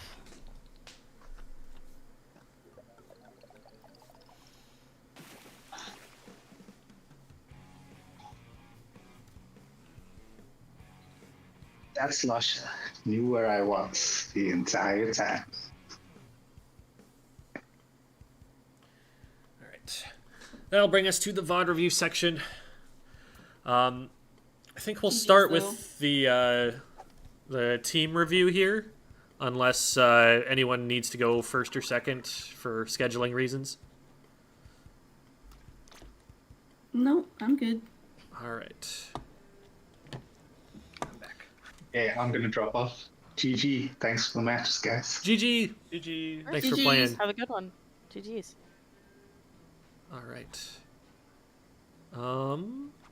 Where was I given the code? Oh, it was Paradigm, right? That was who gave it to me. And we're doing this Barnacle Tower control.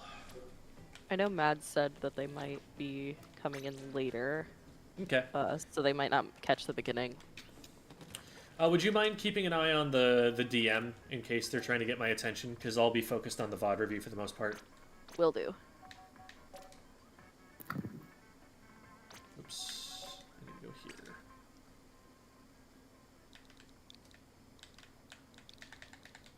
We got 15th place in our zones placement. Yep. Nice. Cool. Silver medal for y'all.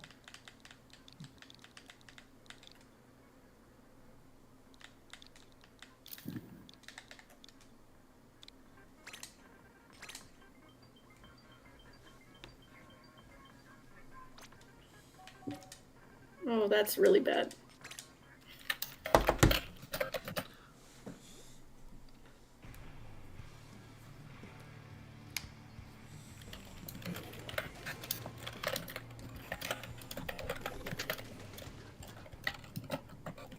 Everything good? Yeah, I'm okay. Clacky keyboard. Yes, very clacky.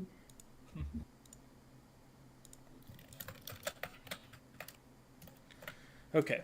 I'm sharing the VOD in the VC on Discord, so you can see it in real time, what I'm saying. Awesome, awesome. All right. So we are the orange team, I think. Here. Yes. Mhm. And is this a scrim tournament match? This is a sendo queue. Okay. Sounds good. All right, so we've got a heavy edit, a couple kinds of shot, makes sense to run the T-Tech here for the strikes, for the GG special. And we've got a crab, which makes a lot of sense on this map. It's very flat also, which will be good for the Stamper to be able to hit charge slashes. So I generally like the game plan there. No major complaints. We got a couple of bombs, got a good amount of paint, got some range. Yeah, I generally like it. They do have a ballpoint. That is going to be something to watch out for when the Inkjet comes up. The Inkjet's going to be their best initiation special. So whenever that gets popped, you know that it's go time for them. That's something to watch out for. And Range Blaster, of course, you want to be able to either outpaint that or just stay out of its way. Make sure that you know where it is before you try to do things.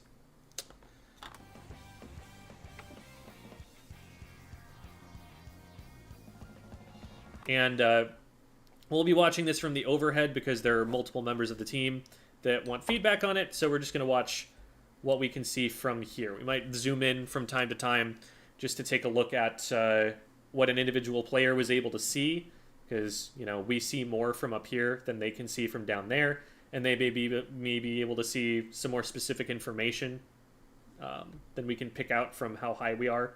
But okay, so it looks like we've got Paradigm watching left, Mads and Kyber coming out to the right hand side, and Eden I think is just painting for cooler probably. Specials are already out. I think with the Zuka there wasn't going to be a lot of follow-up because first of all, there's no cooler out yet. If the game plan is that we're going to be fighting with cooler, like if Eden is going to be spending time getting cooler at the beginning of the game for us to work with, we want to have that cooler out sooner. Like if the goal is we're going to have this really early on, then get it really early on.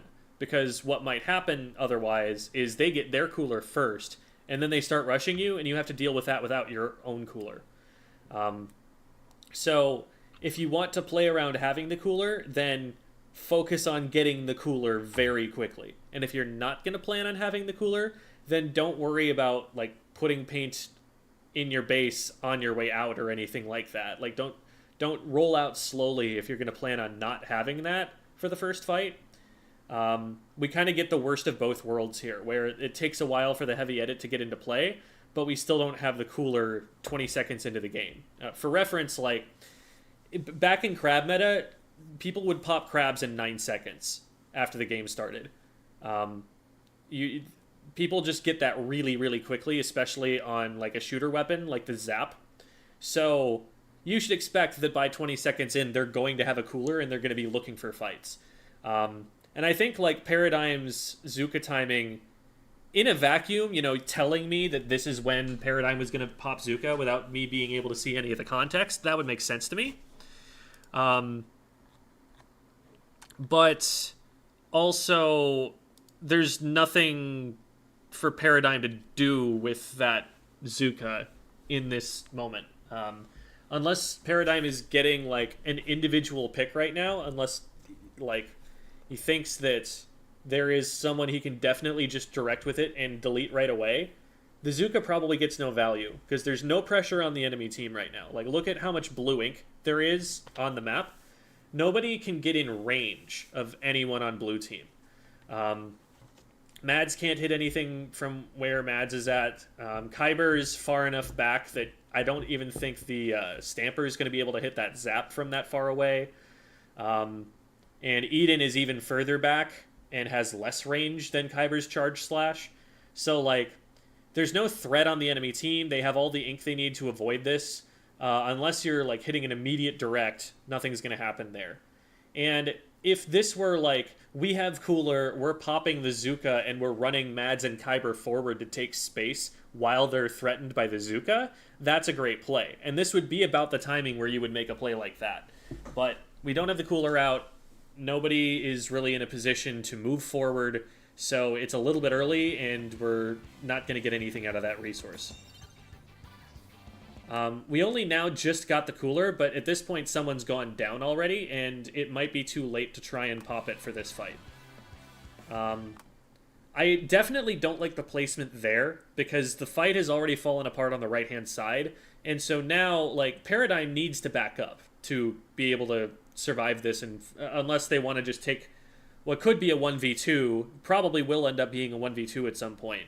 Like, Paradigm would have to just absolutely delete the Send Zap, grab the cooler, and then they could probably still trade it back. So the cooler's too far forward, given that this is a moment where we need to be backing up rather than running forward. And Paradigm is going to get baited by that to go down. And granted, it's a cooler respawn, so it's not as bad as it could be, but it's still a player removed from play. It's still a lack of threat. The enemy team knows they can just kind of run forward, and they're probably going to catch up to Eden here. I don't like how far forward Eden is staying. This is a 1v4 situation. Even if you get one player, it's still not worth it because the trade goes in their favor. Okay, good jump. So the strikes are out here. If I'm Kyber here, I don't want to be revealing myself as I move out. I don't want to be moving out in a very conspicuous way. Because look at how cut off you are right now by these strikes. For one thing, everyone's going out left.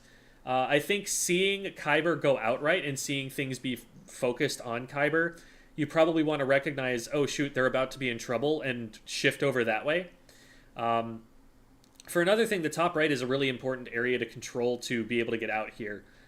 You can't just drop everybody out left. You're going to be on low ground. You're going to be on a one-way drop. You need to encircle the enemy team a little bit to make it out here. So Kyber going out this way is fine, especially if they're able to get like a crab out or something. But they need a little bit of support here, and I feel like they're probably going to get rushed down in this position if they don't get that support soon. Yep, that's exactly what happens. So now it's a 3v4. I don't like that we continue to keep pushing up. We just lost a player. They have more specials than us. They have high ground over us. Like, there are a lot of disadvantages that we're at here. They're perfectly happy to take this fight right now. And they get another one. We end up trading back, but they get a second one back. Yeah. So it feels like we're putting ourselves into position, and then before we really have a special or like a game plan figured out, someone will go down, and the problem is that the team keeps fighting. They don't retreat fast enough off of those situations. Like, once someone goes down, either you trade back really quickly to maintain the advantage state in neutral, or you recognize, okay, there's no way that we can reliably get someone in the next 2 seconds. We need to back off. And here, like, someone went down, and we had an opportunity to disengage to get out of there, and we instead just kind of kept moving forward, and they had advantage, and they got another couple of picks. Now Eden is on the wrong side of the tower. Kyber is back, but they can't do much except poke at the tower like this. I don't like Kyber trying to get on the tower. This is probably going to result in Kyber going down and a stagger continuing, and then getting the checkpoint anyway.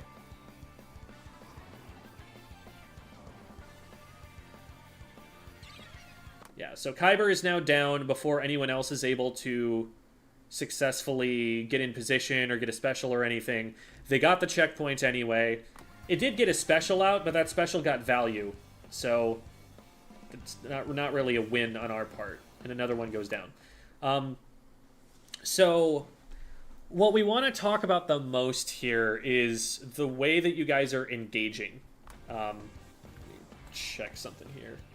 Okay, so the game does keep going, but early on, the reason that they get this push, and this could very easily just be a game-winning push for them, is they're engaging in a more coordinated fashion. And that's not super helpful to say because there are a lot of things that means. But specifically what's happening is that we aren't moving toward a condition that lets us run at them and start a fight with any kind of direction. We're not making it so that we're getting the resources we need and then going. We're kind of rolling out into mid and just kind of hoping something happens. Specials are not being popped at the same at like times where other people can follow up on them. it feels like we're not positioning in such a way that we can help each other out in fights, and we're being more reactive. And that's giving them the ability to take the fight when they see an opening, instead of having to worry about us going in first. So you want someone who's going to call a shot. You want someone who's going to say, like, wait for my cooler and then go. Or someone who's going to say, they're on me left, help left, help left. We need to, like, get everyone on the same page about what the plan is for how to play this neutral. Because until we have, like, some guiding idea that, like, our plan is to get cooler and then get one other special, use that special, and get the other two frontliners in with that special. Like, that sort of plan for how to beat the enemy team is... It's not apparent from what I can see from the overhead here. So that's something to talk about in planning. Maybe at the beginning of the match to be like, all right, on opening... I'm gonna speed paint for cooler, or on opening, don't count on having cooler, just be ready to fight. Like, that kind of a decision is really important to have in the first 15 seconds or so, and that would have really changed the way that those fights worked, because the enemy team was just able to poke around, get a lot of zone control in mid, because we weren't fully contesting mid, because some of us were painting for special. We also hadn't set up in positions to cover all of their openings. We were kind of like scattered in a couple of different places with a couple of different ideas. So they found the spot on the right a little bit underprotected. They threw two people at it right away. They kind of committed multiple members, multiple resources to that fight. And then once they had the advantage, they slowly pressured forward. And as long as they keep doing that while they have an advantage and slowly pressuring forward, you guys are going to be forced to make a good push back in. You're going to be forced to have a plan. You're going to be forced to be like, okay, I'm going to have special. Let's go as soon as I've got that. All right, I've got that special.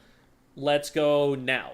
And if you kind of get that idea and do that when you have all of your members back up, that's when you're going to see more success on these defenses. But a lot of these defenses are like one player running in and trying to get to the tower when they're outnumbered. And again, that's just going to lead to a stagger or something. I have a question about like comp differences here. So like they have a ballpoint and a range blaster, which really helps with them being able to wall us out. How would you recommend a sort of backlist comp to deal with a backline comp in this sort of situation? First priority is stay alive. Second priority is get paint on the ground, because that gives you vision of the enemy team and also gives you special. And then only once you have all four members do you do anything. And the thing that you do is you launch a special at those problem players, or at least one of them. Because if there are two of them that are a problem, then you can't just run at them. If only one of them is a problem, then you can run at that one player, get rid of them, and now you're probably in business. So what you do is you launch maybe like a Zuka at that problem player, and then throw everybody else on the team at the other one. Then you count on your Zuka player to be able to keep, say, the ballpoint in check, while everybody else takes advantage of the poor mobility of the range blaster to get close to them and take them out. And from there, with those two threats neutralized, you work on cleanup of the remaining players after that. Just trade back for your teammates when they go down, and try to, win an advantage somewhere. Maybe stagger another special in somewhere in that order. And hopefully that should help you. Bombs are also an option. If you keep peppering a low mobility weapon with bombs from a safe place, that really makes it difficult for them to function. And so then at that point, it's just like one player spent on neutralizing another player on their team. If you can get a second player in on the one who's getting bomb spammed, then they can probably get an easier pick from there. And then you try and move up and take space. One thing to think about is that because they have a range blaster, they have much worse paint than you do on your team. They have a couple of shooters, but you have a couple of shooters, and you also have weapons that are pretty paint positive. So once you do get maybe one of their painting weapons down, it becomes an option to just kind of aggressively paint, to like paint forward and be like, you can't paint as much as I do, so as long as you don't kill me here, I just slowly take space. and to use that to force them to do something desperate. You are going to be visible while you're doing that, so you've got to be very meticulous about the way you move forward. But that is an option against really low paint comps. Awesome, thank you.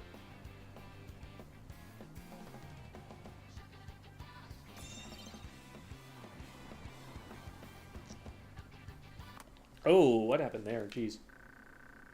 So this should be... They should end the game right here.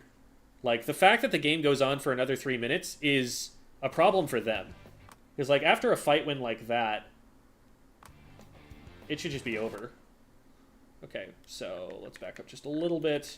I'm just zooming in so I can see what's happening on more micro level. So there's already someone over on the right-hand side. Paradigm and Kyber should probably be able to do something about this.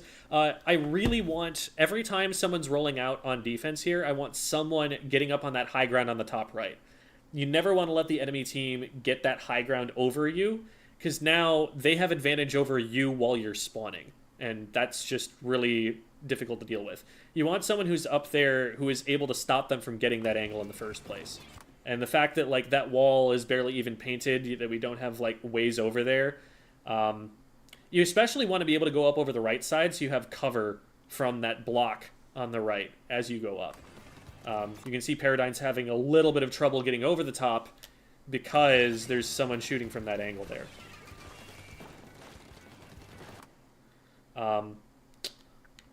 I want more to be done to stop them from running forward at you, and that's done with paint and bombs.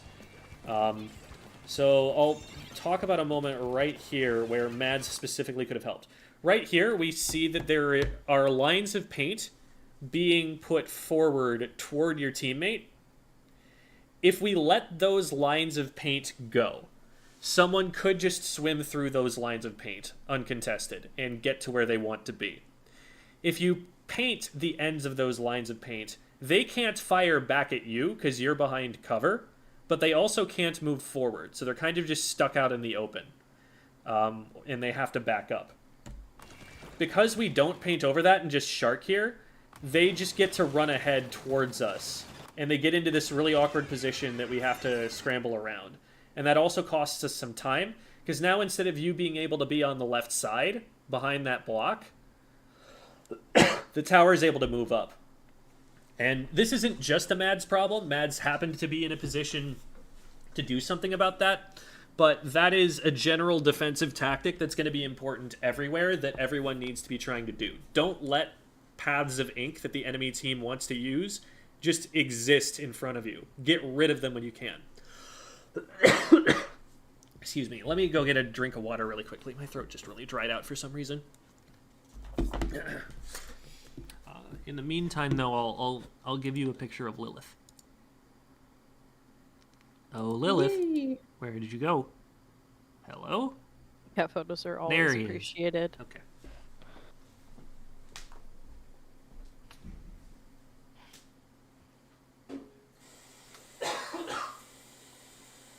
Her eyes are so big. I was about to say the same thing. They're focused. She's looking at Reminds me something. of- It reminds me of like Puss in Boots, like the little cute face he'd do. Oh yeah. Whoops. Hello. By the way, since someone thought that this was Romeo earlier, pay attention to the white fur in between Lilith's eyes here. And now look for comparison at the white hair in between Romeo's eyes. See how much bigger that spot is on Lilith? This is how you Yes. know that they are different cats. Romeo looks so scared in that photo. No, he has the zoomies in that photo. Yeah, this is his murder mode. Gotcha. Okay. Back to spleen. Hydration, very important. All right. So, we did collapse successfully on this player, but now we are all on each other's feet. That's something to be a little concerned about here. We're all right next to each other. I would rather spread out a bit. At this point, for Mads, for example, there probably isn't someone on the top right who can actually stop you from just walking straight forward at the tower. So if you keep low ground and like use that piece of cover to your right to protect from any of those players, you can probably just walk directly at it. And between you, Kyber, and Paradigm all shooting at 3 different angles, you're going to be able to stop it. But from here, you can see this player pushed Paradigm, and because Mads was just in exactly the same place that Paradigm was, there wasn't really much that Mads could do, and the player was able to attack you both because you were in the same spot. And that's the danger of stepping on each other's feet. So you lose 3. Now, how they don't KO here... Okay, we've got a crab. They could probably keep pushing the tower through the crab. They get a little bit too scared by this, I think. I think they should have just gone for the KO, gone for the extra points.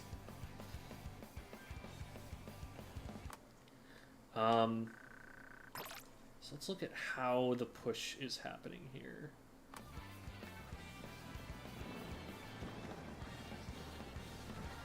So Kyber has the crab that keeps them off tower, then we try to swarm in from the right. And again, we're all standing on each other's toes right now. I'd rather we be going in from a couple different angles instead of all going up straight on the right side. Once the inkjet goes off, you probably either want to go straight for the inkjet or back up behind cover a little bit and let it wear out. Maybe let Eden take some shots at it. Because at this point, Paradigm should probably go down. They're just displaced. They're cut off from everybody else. Okay, they win the coin flip 1v1 from disadvantage because they're dropping into enemy ink. And then Eden gets the inkjet. Should probably go down to that player there, which they do. But Paradigm is able to move the tower. And at this point, Paradigm should be painting like crazy. Get as much paint control on the map as you possibly can right now so that the rest of the team can move to you, so that you're not going to get surprised by anyone on the enemy team, so that you get special faster. I guess you got special already. But, like, just get as much control of the map as you can right now. This Zuka is popped very early. You can see on the map now there's just nobody to hit with this. Paint the map instead. Because, like, if you paint the map starting from where I was saying, the rest of your team can just swim to you from here. But you can see they're cut off by just an absolute ocean of blue ink, and there's, like, nowhere for them to go right now. They don't have control of that spot. As soon as you get contested on the tower, you either get off the tower or you're going to go down. So we get off the tower and leave.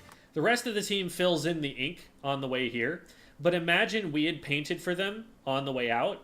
Now the paint that they're putting down is like on the enemy snipe because they were able to get up faster.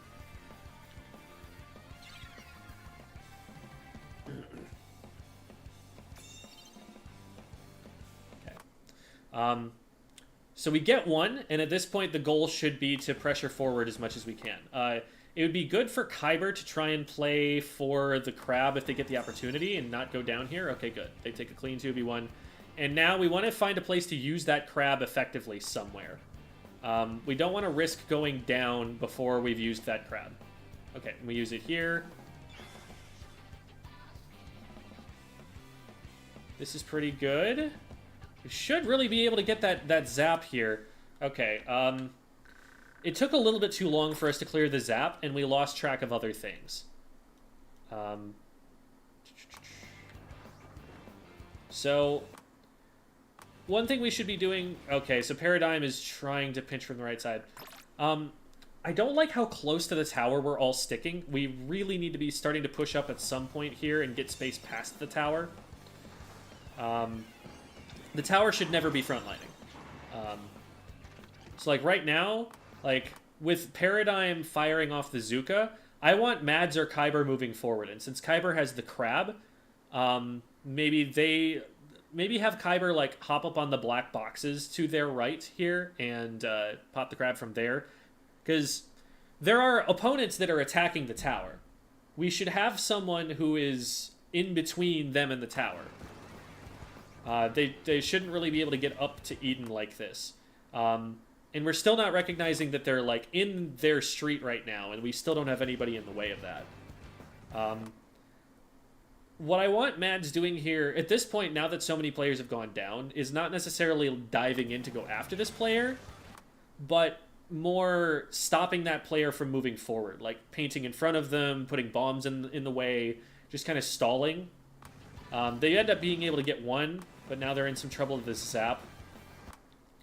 With that zap being as lit as they are, I think Mads should probably be able to go back in and finish this off. But we end up not clearing them out. They end up getting two. I don't like Kyber getting back on the tower. That doesn't help. There's nobody in front of the tower to keep it safe. And they're able to just clear it. And now these strikes are going to end up being totally wasted. I'd much rather Mads just back up and keep these. So the general problem there was... I think we weren't thinking along the objective line enough. I think we tried to move forward, not recognizing that the objective line does not move forward. And we let someone in on this bottom side of the map. Not enough people were watching that. And so they just kind of got to use that space for free. And they caught us in rotation trying to move over to stop it. Also... the front line in general just kind of needs to be a little bit more aggressive to take space when they've got the advantage and they've got the tower. Because we ended up not really advancing past the tower and letting them get into that position uncontested.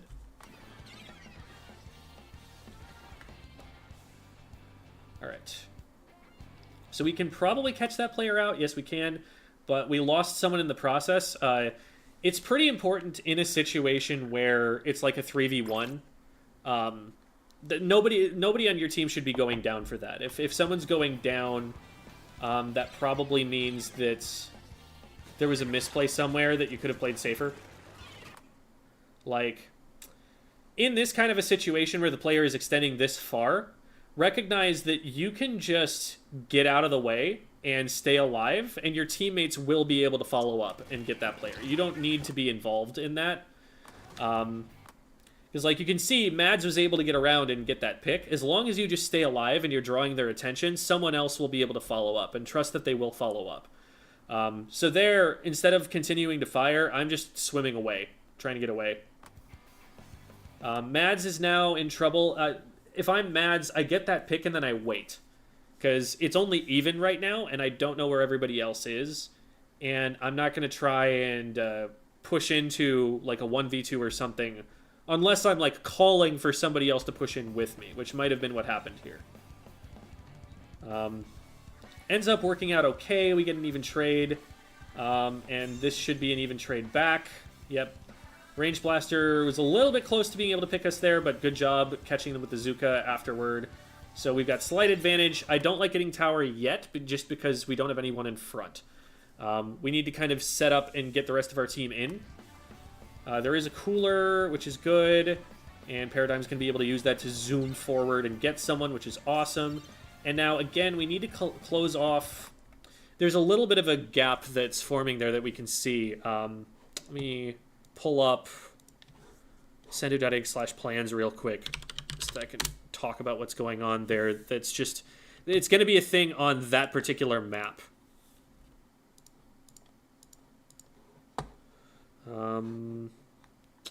Okay, we should be able to go here and see nothing. Oh, we actually do see something. Cool. I'm glad it's the right thing. Okay. So we'll zoom out of this just a little bit. Once I can find the controls. There. Okay, that should be enough. So what keeps happening here is we get some kind of control and we run this way. And we take this area. And the problem is that there's just absolutely nobody, while we're riding the tower, who's watching this at all. everybody's diving here, which means that the enemy team just kind of gets to go in here. And, like, look at where the tower is actually moving. It's here. So they have direct access to the tower from this spot, and we're never actually trying to control that. So that's a flaw in the game plan. That's just, like, not thinking enough about what we need to control in order to make the tower push safe. Here, we don't get punished for it, but that was what stopped us on the last time. So it's only now, after the fight is already won, that Mads is taking control of that area. There should have been someone watching that from the beginning.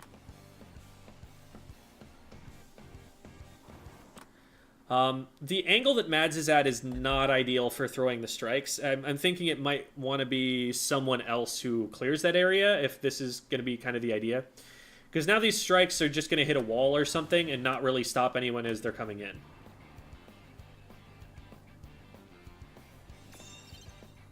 Also, probably better to just save those strikes until the tower is being contested more heavily, or until we think we can splat someone. This feels really reactive, or sorry, really, like, predictive. It feels like you're trying to guess when they're going to be there, rather than popping them as soon as you see, okay, the enemy team is up, they're probably about in position, it's about time for us to go. Oof, and we just lost all of our fights really quickly there. What happened there? Let's take a look.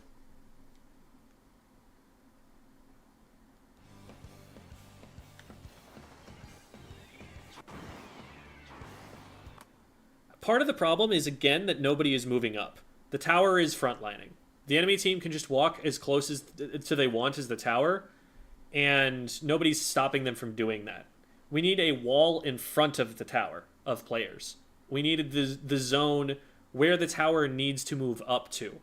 So we probably want someone on the top left already, and that's definitely possible in the amount of time you've had. We probably want someone on that right side perch that Lord Louse is behind.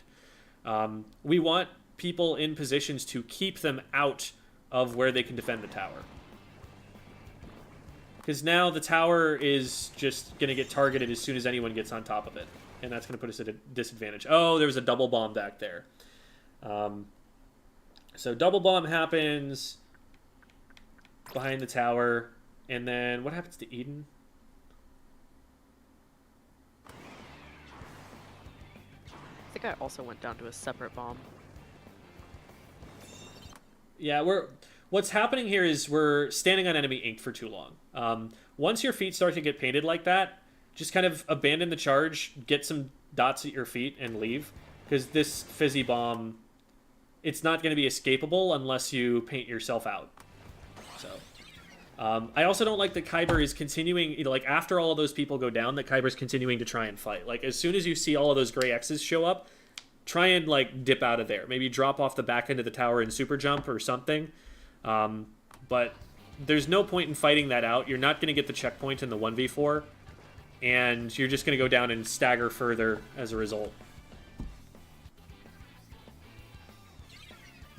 Okay, so the strikes. So those strikes, notice how they were timed. Those strikes went out when you guys had already respawned and were clearly moving forward toward them.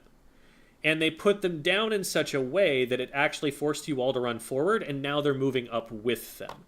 So there's more of a plan behind those strikes that's being communicated to the enemy team. Like, the plan there is, we're going to use these strikes at such a time as they're going to force the enemy team forward, and we're going to be ready for them to be forced forward. That's the sort of plan that you want to start working on when you're developing, like, special coordination. Because look at what just happened. We lost 2 players immediately because they both had to run forward when they didn't want to. Those are not solo strikes. Those are not, like, the kind of thing you see in solo queue where you just kind of chuck them out there and hope something happens. That was, like, they called what they were going to do, and the rest of the team followed up on it. Now, looks like Kyber was able to get one in return, and they're not pushing the tower. They're trying to get jumps back in, so we get a chance to reset. But what I don't like here is that Mads and Paradigm are splitting up this much. Mads is, like, getting into a fight on right, and Paradigm is getting into a fight on left. What this signals to me is that nobody's calling what they're pushing, and we're going in kind of alone. And I would anticipate here that the T-Tech probably has an advantage on the other team, that is, given that they have high ground and a lot of paint to work with. And that Paradigm is also probably at a disadvantage because the Range Blaster has high ground and paint and also range over them. So I could see these both going poorly, which they do.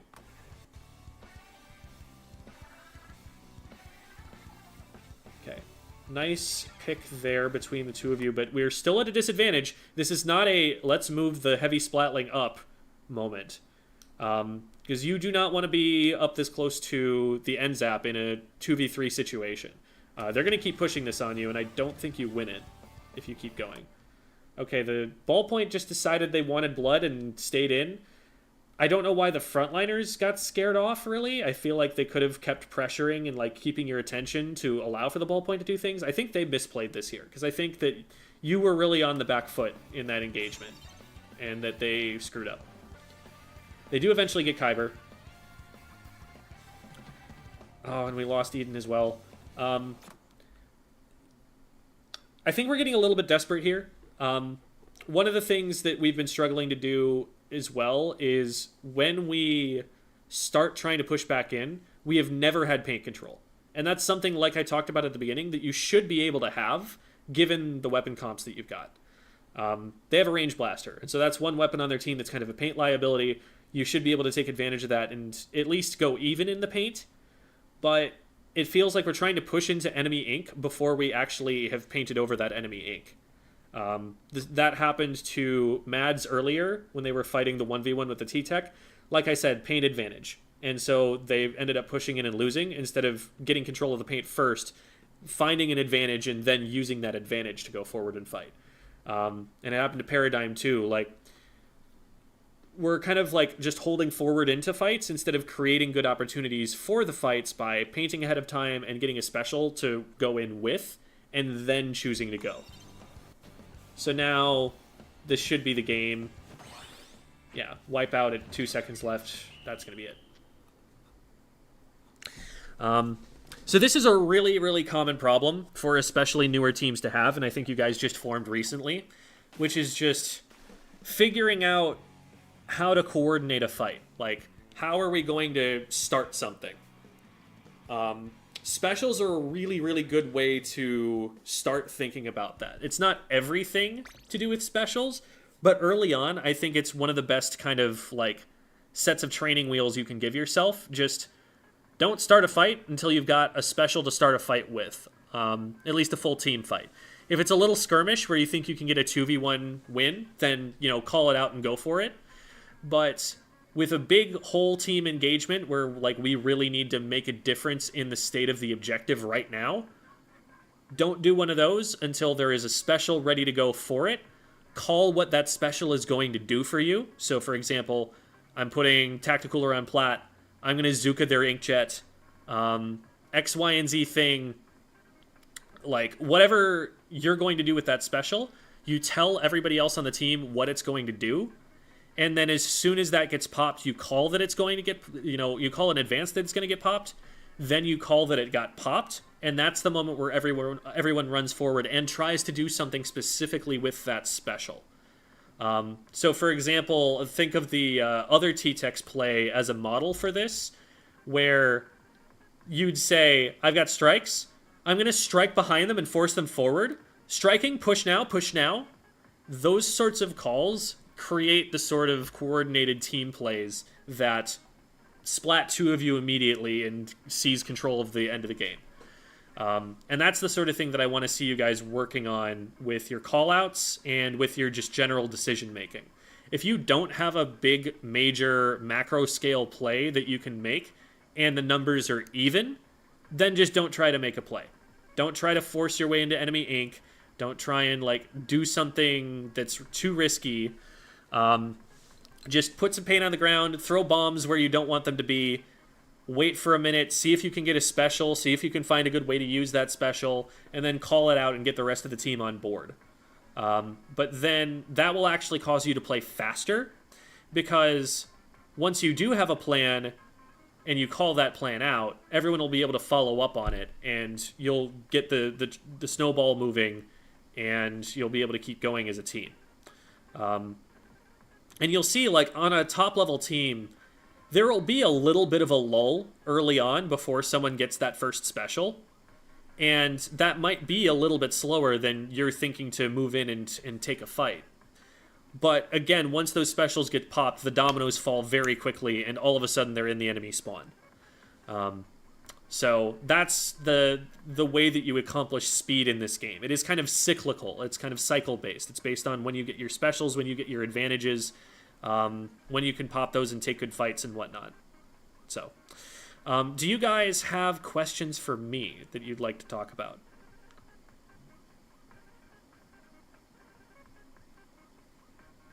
So I have a question. So I played, I just picked up Heavy Edit like quite recently. I think within the last like 2 weeks, because I've been on Zap Jail for most of my competitive experience. I find it's kind of hard for me to swap like playing midline versus playing how a Zap would play, because I have that more like, I don't have to worry about, you know, a charge or anything if I'm playing a shooter. How would you suggest me playing differently to sort of offset, I guess, pressure from other front lines? The way that I view the Heavy Edit is that it's largely going to play a lot like an anchor. Unlike the, say, Nautilus, which has some charge hold and lets it move forward a little more aggressively, you kind of have to be really honest about what positions you take. You can't sneak your way in, because as soon as you're in, it's hard to get back out. So, first thing is to kind of think more along the lines of a backline weapon, and you'll need to position a little bit differently than the typical backline weapon, but I think your approach to the weapon should still be the same. That your main goal is to provide what value you can while still staying safe. Especially since you're going to have a really critical special for your team. One thing on the end screen here to note is that you only got 2 tacticalers off, and you really want to have more than that. They had 7. That by itself is going to make a huge difference in the pace of play, because they're just going to be able to hold space better. Like, splatting them is going to mean less. You're going to take less space back because of that. The big reason that you have as few specials as you have, and have as little paint as you have, is not so much the weapon as it is the amount of deaths that you have. I think your idea of playing the weapon as a midline weapon, which it's not necessarily wrong, but I think that's making you think that you can play it like a slosher or a squeezer or something, where you're playing pretty aggressively and pushing up with the rest of the team. And that's leading you to you ending up in some situations where you're just on enemy ink and you're stuck and you're dying a lot. Better to keep yourself alive and give your team jumps back in. Better to try and use your range at all times. And better to, when you've lost the rest of your teammates, better for you to just cut your losses and get out instead of trying to trade them back and going down and losing your special for it. It's a very, very different playstyle than you're going to be used to on an NZAP. The NZAP is an extremely aggressive cooler user, probably the most aggressive cooler user, and yes, I'm including the red dapple dualies there. Because the Zap, once it gets that cooler, is going to play with no regard for its own life. The dapples at least has to shark somewhere. The Zap is just kind of going to run in like a Tetris at that point. The Heavy Edit, though, I don't see that being a good weapon to try and feed in with. You really have no tools to go in and displace people with. It's all on the main weapon to do all the work for you. So I'd focus on painting a lot and being there to back up your team in the fights they choose to take. You should be looking for angles on opponents that your teammates are taking that you can hit, not because you're far forward with them, but because you have longer range and you can stand back from a safe place and still have an alternative angle on what your teammate is fighting. Does that make sense? Yeah, definitely. Okay. Other questions or anything else we want to talk about? Yes, Kyber? In that same vein, I'm also normally my mains are short range shooters like Splash and Splatter Shot, and I also recently picked up Neo Stamper, mainly because I had Crab and like I was used to playing like for a little bit like Splash and Crab. Are there also? I'm assuming there's also differences in my positioning as well because Vast throughout- differences, like- yes. yeah, like throughout that review, I noticed like, oh, I'm going in because I'm so used to just going in as a short range shooter when really I have more range. So yeah, is there any advice with that as well? That is a pretty massive switch in weapon play styles. The only thing that's going to be similar is like the places and positions where you want to use crabs from. But the way that you play the main weapon and your sub weapon are just so totally different. You're most similar, I think, to like a rapid blaster with a Neo Stamper, where you don't splat someone super quickly unless they get closer to you than you really want them to. Like Rapid Deco can, roll a torpedo at its feet and hit someone with a direct, but you really don't want them to get that close in the first place. You'd really rather just be keeping them back with your charge slashes. So your job is like find a corridor that you can completely lock down because the short range shooters that are trying to push it cannot contest your range. Or even the range blaster that's trying to push it can't contest your range, that kind of thing. And lock that area down and slowly move forward, making sure that you never give them an opportunity to flank you. That's my sort of idea of how that weapon plays. With maybe like a Zipcaster version, since you've got the burst bomb for a little bit of extra movement and chip damage and like ability to do AoE damage, that one you can go a little bit more aggressive with and play more of a QR play style. And I think that there is an extent to which you can try the QR play style that you see at top level.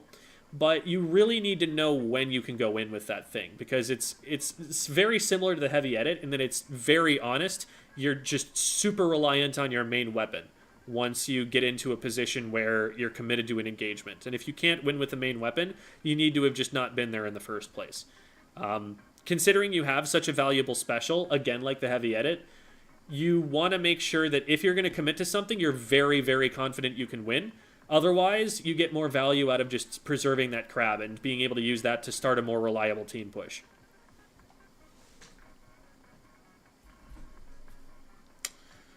Oh, cool. Looks like we've got patch notes up. So I'll go and check those out after I do the VOD reviews. Kiki has been waiting very patiently. And it's about time that we got over to that.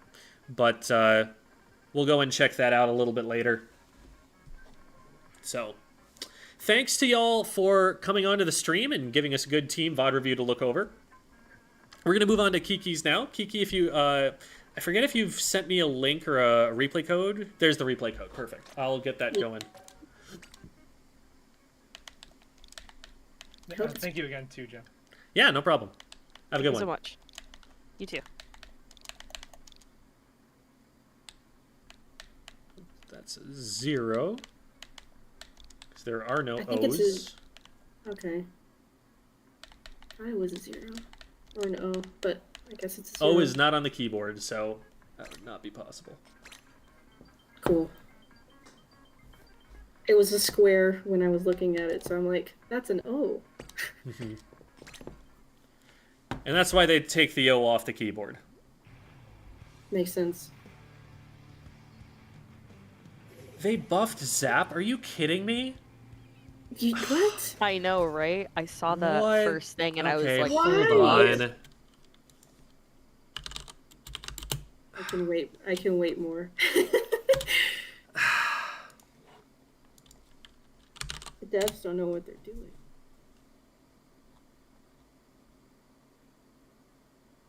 Why? Why did they do that? That's so, Oh my god. that's so unnecessary. Why? Okay, I'll have the rest of my reactions on a video that I'll put out for tomorrow, but I just needed to see that with my own eyes. I need the link. Everybody always asks me, what are your predictions for the patch notes? And I'm like, are you kidding me? Do you think anybody knows what the heck is going through Nintendo's minds about why they would make these kinds of decisions? Why would they do that? I don't know. Who predicted an NZAP damage buff? They want it to be on the same level as a splatter shot.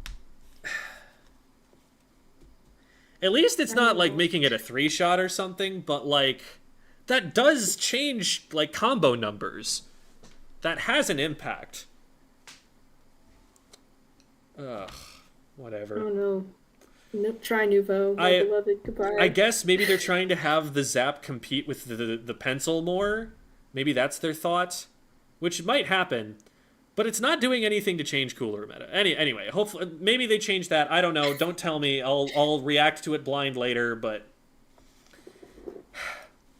frustration. Anyway, we are in a terrible team comp. I'm so sorry. At least they're having to suffer along with you. But this is Tower, Scorch, Double Bucket. You and the Dreadringer are going to have to play more aggressively than you are used to playing here. Now, one nice thing about this is that you have some really nice targets in these backline weapons that are both line of sight. Once you know where that Hydra or the Charger are, you're going to be able to make it really difficult for them to stand where they want to stand by just getting underneath that ledge. And normally, you'd be worried about like a short-range shooter dropping on your head, but they've got a bucket and they've got a Nautilus, and that's about it. So it's going to be harder for them to cover those angles underneath the ledges. You are going to be a terror along with the Dreadringer in those kinds of positions. But we're going to need some paint first. This is going to be a really slow match because nobody is going to want to overextend into each other's range. So I wouldn't even worry about like trying to shark or anything yet. Just get a whole bunch of paint down on the ground. Trust that like nothing much is going to happen early on.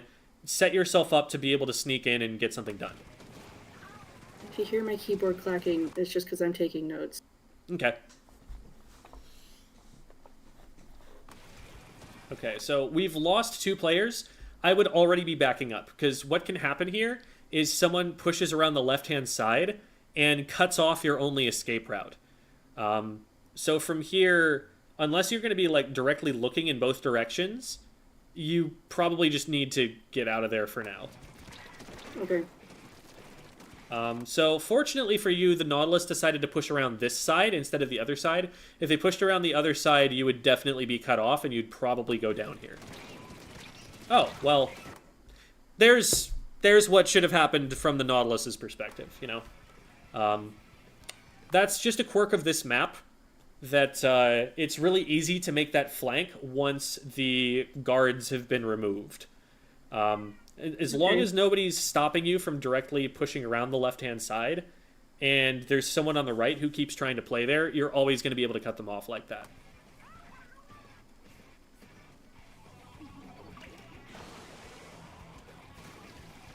Okay. So we've already lost another player, and there's just...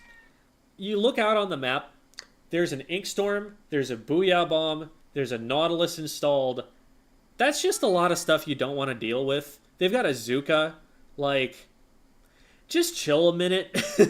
Just let your Charger get back up. They're going to get that first checkpoint, whatever you do right now.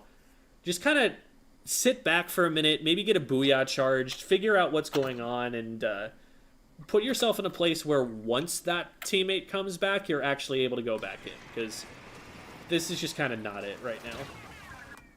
Yeah, it's like, that's a pretty good shot on their part. Like, that covered pretty much everywhere you could have been up there. But, like I said, if you're not trying to, like, put yourself forward there and you're just making sure to move in a way that keeps you alive, you can probably just stay out of range or be invisible to them or something, and then that doesn't happen. Because the worst thing that can happen there is that you go down and start a stagger. Your whole team is back right now, and if it were not for you going down, we could start a push back in. But now we have to wait even longer because you're down, and if any of your teammates go down from this extra pressure that's coming out, then the stagger continues. I'm sorry about that. Am I hearing cats? Yeah. He's Okay, at my good. door. He Excellent. hears me talking to you and he wants in. I don't think the stream will complain. Oh, hi there, Hitzel. How's it going? Hurt my wrist so I can only watch Splatoon for a few... Oh, I'm sorry to hear it. We're doing a VOD review here.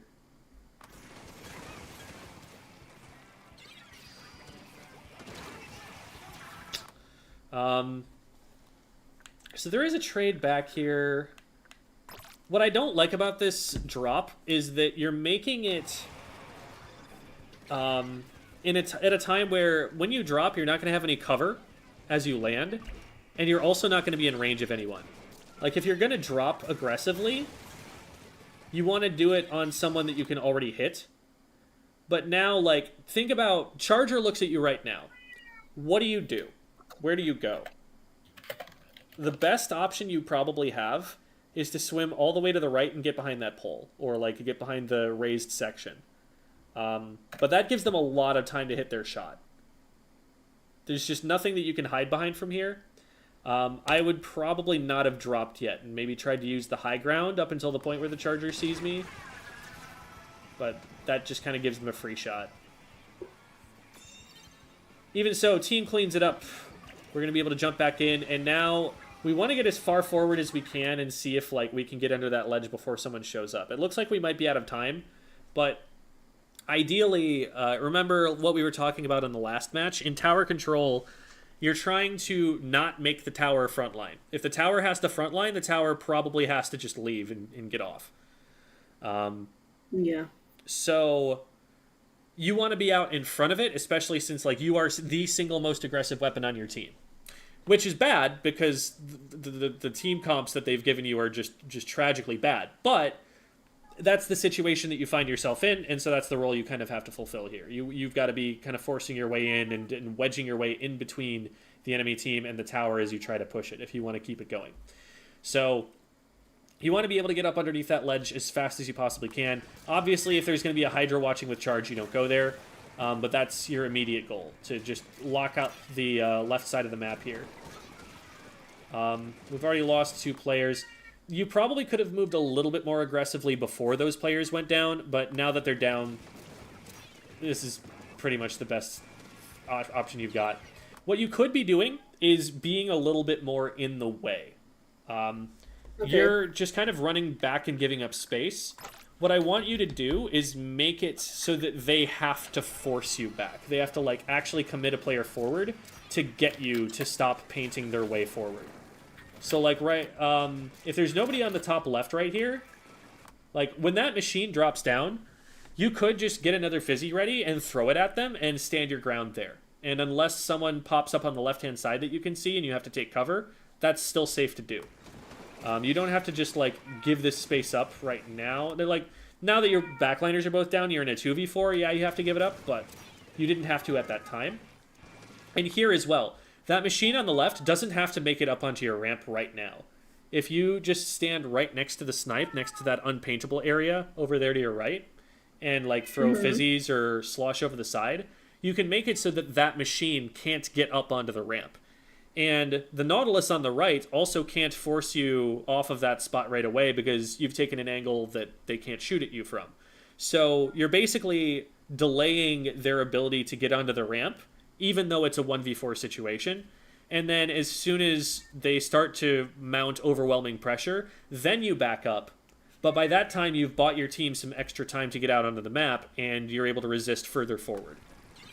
But okay, here, we're kind of just... for 1 second? Yeah, sure thing. I have We're all hearing the cat. Yeah, he's crying, yeah.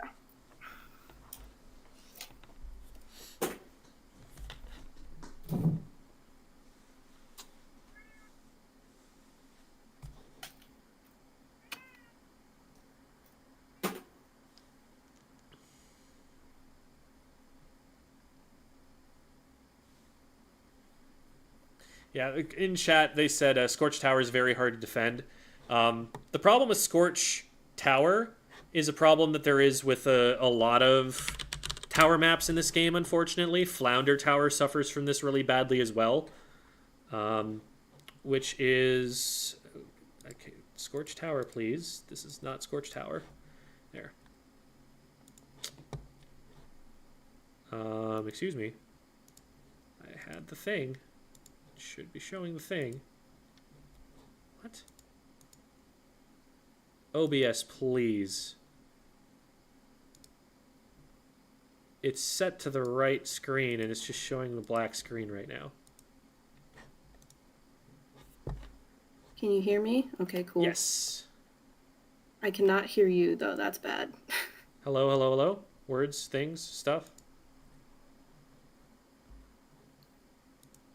1 second. Okay, for real? I'm very annoyed that it is not finding this source right now. This should be visible. There's no reason for it not to be visible. There it is. Why did that take so long? Okay. Okay. I was not able to hear you since I got up. Glad you are back, though. Can you hear me now? Yes, Okay. I can. Awesome. I was just explaining something about Scorch Tower because someone was talking about how it feels hard to defend. And the reason for that is this area of the map right here. Because the tower goes downhill, when it gets to this position right here, the tower actually has high ground. The only real place where you have high ground over the tower is from this position, which is really exposed. There's not a lot of cover. And otherwise, everyone has to come up here, which doesn't give them direct access to being able to stop the tower. They kind of have to filter in this way and get this kind of a flank off, or do this sort of a thing. And this is the worst part of the map to be able to play from. So it's the problem of, like, if we're looking, like, horizontally at it, imagining that the tower path is just a straight line like this, what it kind of does is it goes up. Shoot. I should start from mid. Is it goes up and then down again. And from here, it has advantage over this area, and that makes it snowball really hard once you get to that spot. Yeah. I was about to say, it's high ground, right? That's why it's tough to defend. So. Alrighty. Here we go. So let me remind myself of what just happened. I backed up because we went down. Right, we went down. Okay.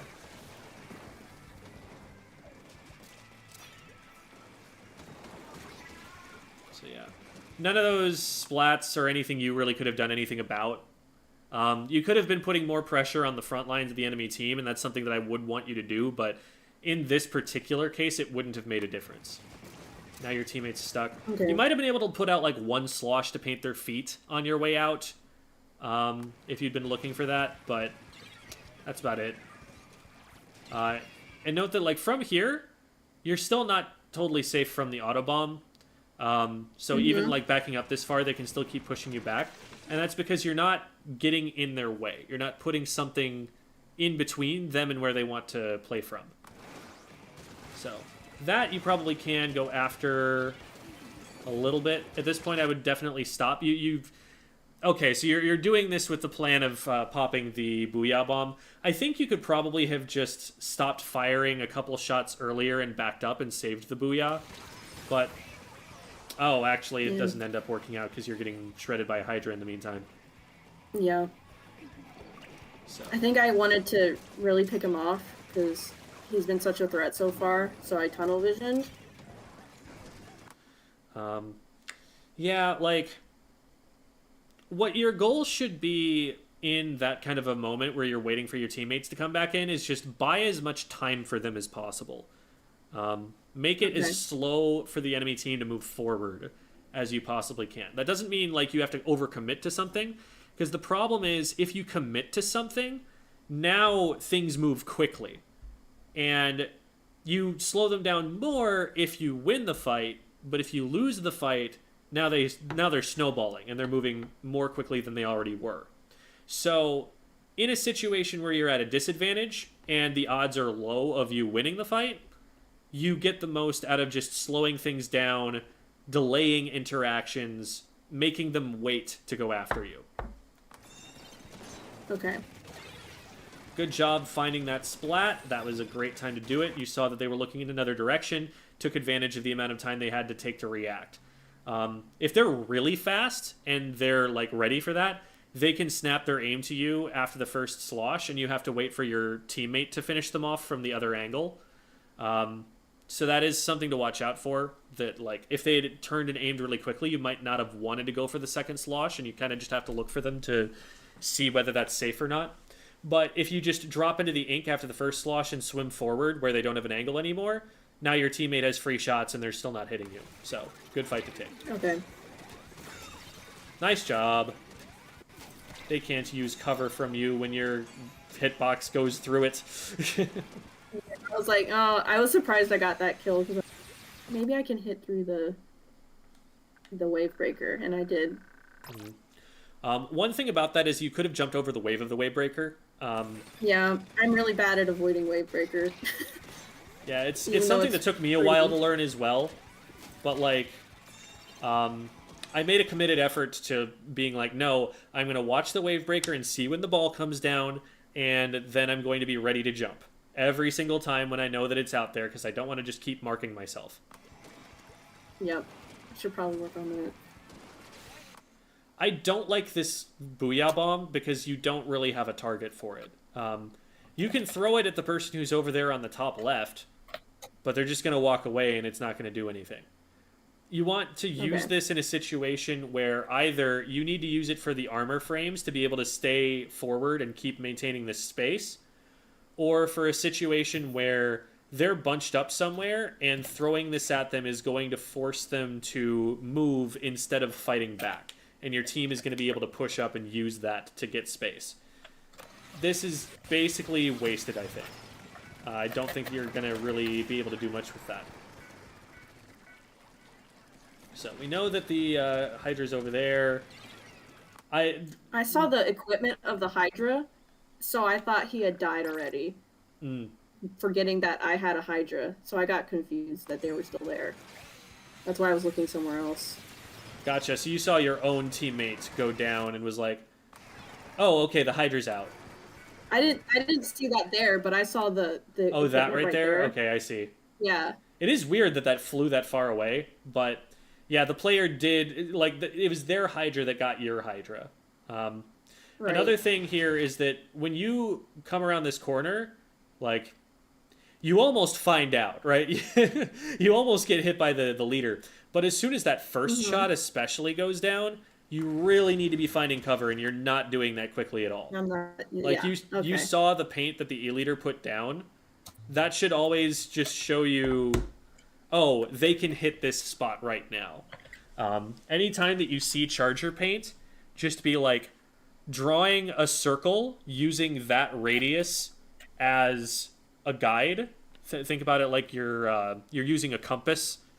Why do they call it a compass when there's just another tool that is called a compass that is completely different? Anyway, think it like you're using a compass and that charger shot is the radius you're trying to draw. And just be like, that area is now off limits.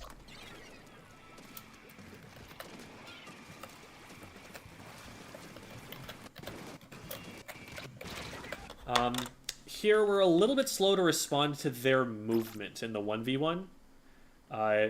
Yeah. What we want to do here is cut off their options. If they can just go wherever they want, they get to run away from us, and if they get to run away from us, then they get to use their range to kite us. And so we want to make it so that they're stuck with us, because we are the shorter ranged weapon who likes the scrappier fight, or likes to play around cover. When we run around here, they just kind of ring around the rosy with us. And we want to much more quickly be putting paint on the wall in front of us, because they're not going to just get charge from in your range and try to fire at you from in your range. Once they got around this piece of cover, the thing to expect them to do is to run away from you. And so instead of focusing on using these shots to attack them, you want to be using these shots for mobility, and getting that wall painted is your priority. So now that you've had to spend all of that time getting up the wall, they're in position, they've got charge, they win this DPS race. Okay. I think I might have dropped because I was afraid of the charger. Yes, So and like you probably needed again. to get away from the charger. But what you want to anticipate is that once you drop there, that's going to open up the Hydra's ability to run away from you, and you want to be moving forward to compensate for that and cut that off. Obviously, turn the camera around the corner to make sure that they're not just sitting there with charge, ready to go. But you're going to need to anticipate them trying to run, because that's what gives them the advantage here. Thank you so much for the raid, Probably Easy. Good to have you. Welcome, everybody. I thought there was a question someone asked. No, it looks like they're just talking patch notes. Okay.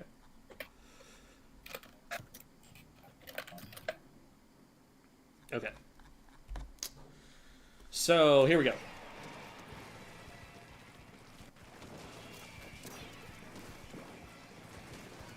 So that's 2 down. Oh, the frame rate just pooped itself.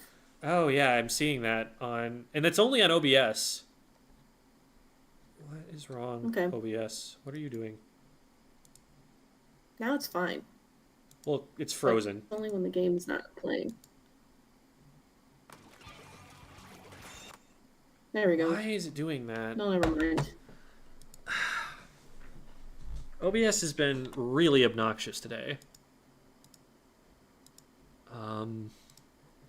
The best I can do for now is probably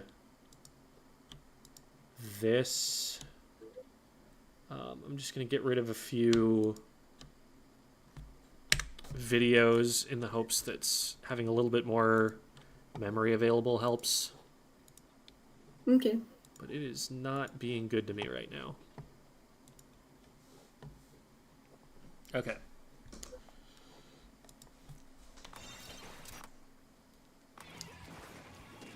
So they're 2 down. We are moving up, which is good. This is exactly what we want to do. We get hit, and I like going for the extra chip on the fizzy, hoping that you can get them. Looks like we're going to use this to try and move in. Ooh, I don't like how long you're taking to move in after that booyah. That booyah smoke screens you from that E-leader. Nobody can see that you are moving forward. You need to move forward in that time. You've probably lost your window to take any space at all by hesitating to throw the fizzy bomb right now. Because now the leader is just in position, and they... Okay. You do get underneath that, but we also didn't have really time to take our bearings as we moved up.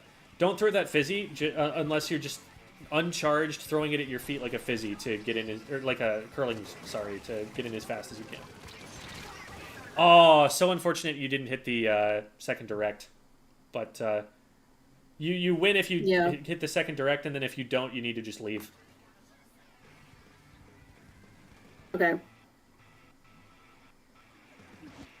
Your weapon is slow firing enough that it is important to make decisions on a shot-by-shot basis. Like, one extra shot is absolutely enough to get you splatted if you fired at the wrong time.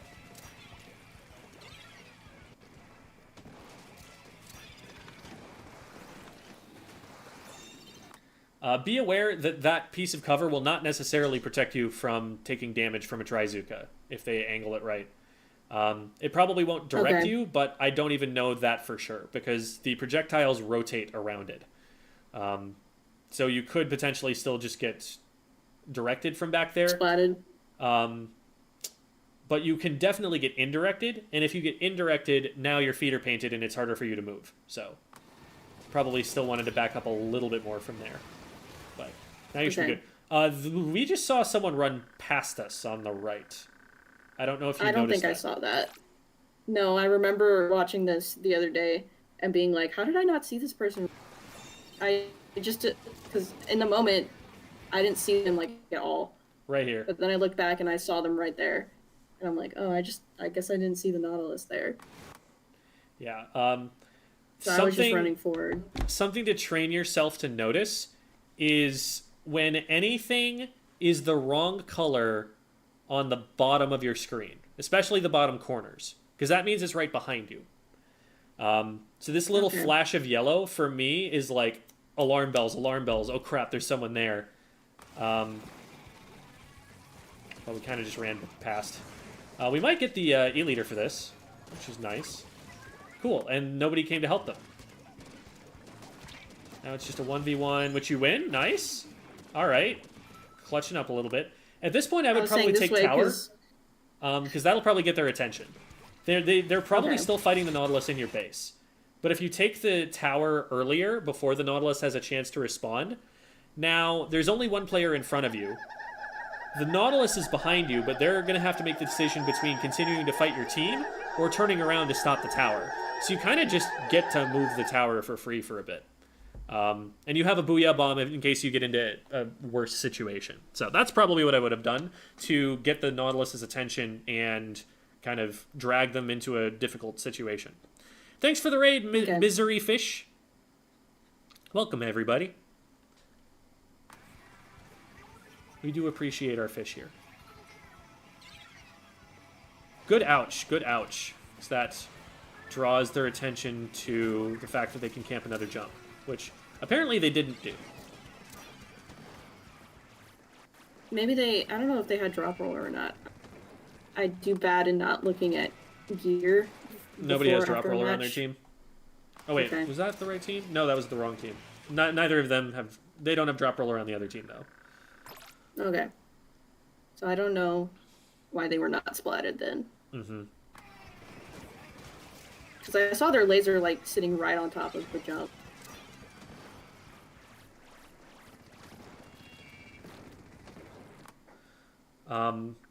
In that situation with the auto bomb, I would actually swim toward it to get it to activate sooner, so that it doesn't do this like AOE explosion. Reveal. Yeah. Okay. So like I'd swim forward and get it to explode there, because then it won't reach as far forward.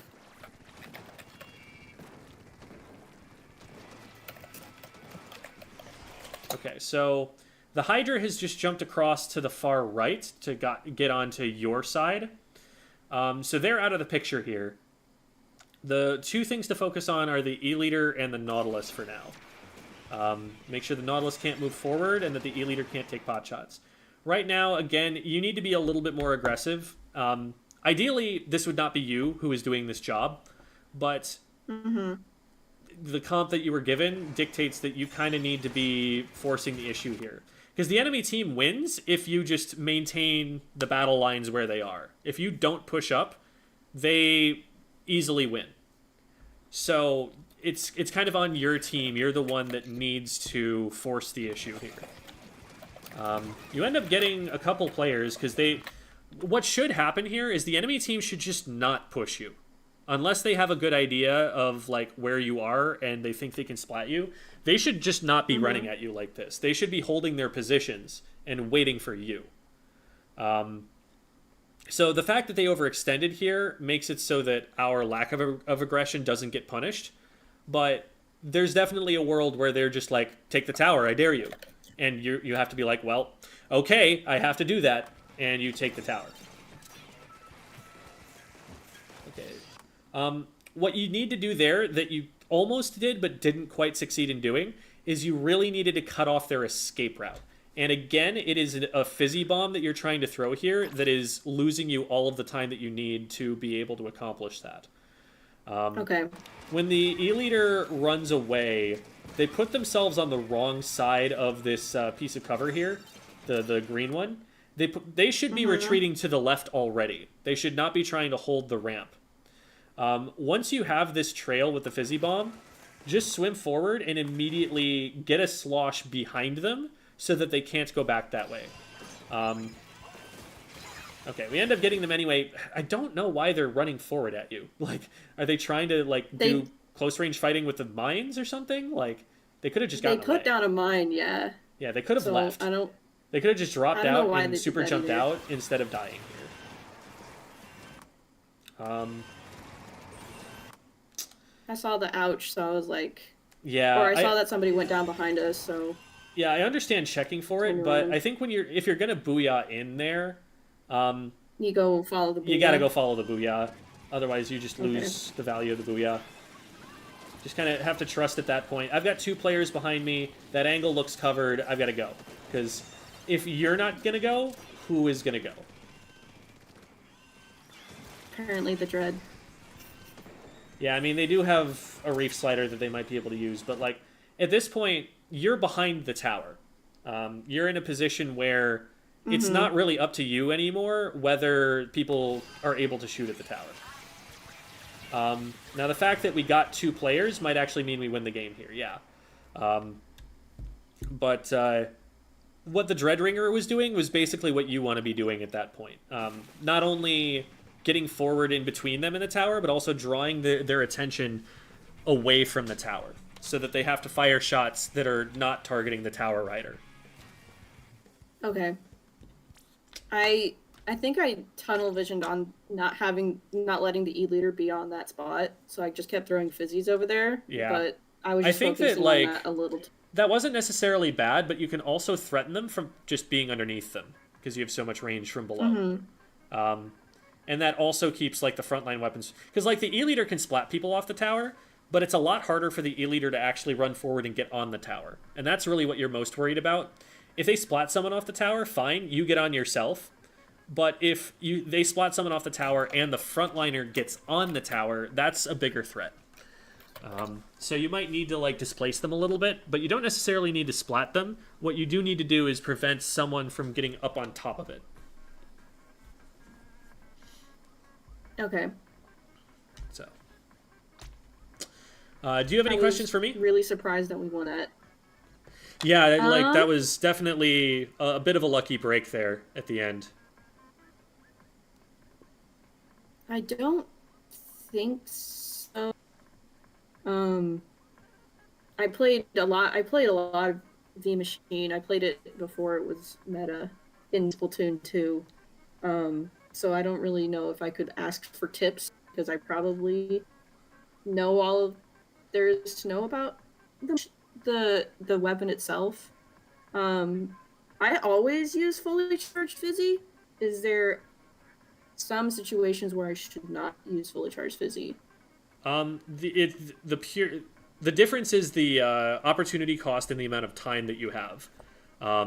Obviously, like, it's nice to always have all 3 explosions if you're trying to poke at stuff, but sometimes you just don't have time to charge for that long.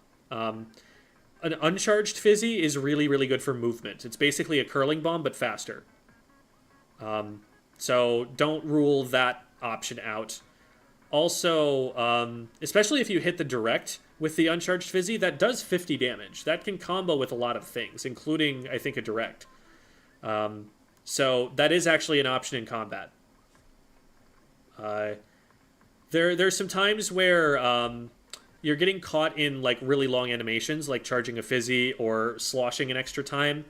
And the big thing that I made a video about option select, I think was what it was.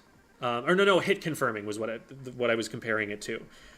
It's a fighting game term to hit confirm, which is, in a fighting game, when you hit a certain move, a lot of the time another move will combo from that move. Like, you'll be able to get one hit and then be guaranteed another hit as long as you execute the input with the right timing. And so if you hit that move, you want to immediately reflexively hit the next move. But what can happen is, if you miss the first move, but you train yourself to, still hit the second move right afterward, now you've whiffed 2 moves. And now you're in a lot of trouble, and it's really easy to punish you. So hit confirming is the skill of learning, did I hit that first move?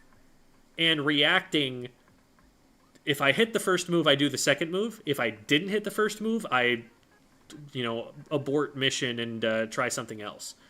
And that's something that all bucket players generally need to learn. And it's something that I'm seeing a couple of times, that you're not quite hit confirming successfully, and that you're not backing up after you miss, or, like, repositioning or something. Sometimes, like, the plan isn't changing quite fast enough, like that situation with the Hydra, where you're sloshing a couple of extra times and then, realizing maybe one slosh too late that they're trying to retreat from you.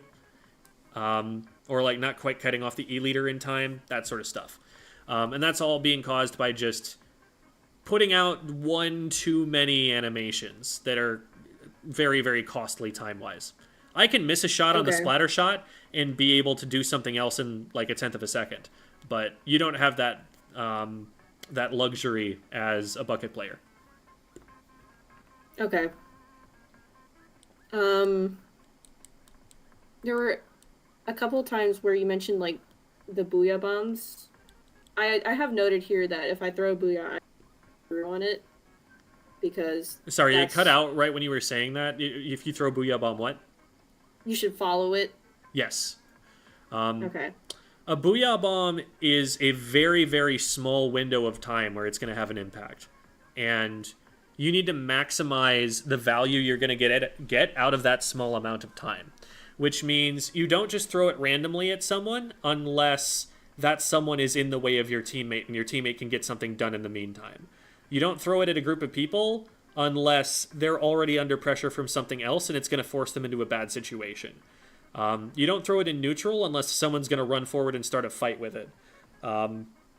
If, for example, you go forward, you get a splat on someone, but you're damaged and someone else is approaching, that's a great time to pop a booyah bomb because now you've basically locked in the advantage that you got from that splat. That one person who's coming up to try and trade, they're probably not going to shred your armor. Now you get to throw a booyah bomb at them and keep them away, and the space that you gained by splatting that player, it's kind of like a big bubbler in a sense, that you ratcheted your team forward. You've kind of locked in that spot instead of pushing forward and then being pushed back in the next wave. So that's a really common way that you'll see top-level players use the machine, especially at top level where they're coordinated. Because what's going to happen at top level is if you get a pick, they're calling that the fight is going on already, and they have teammates rushing to that area to try and help and get another angle on you or trade you back.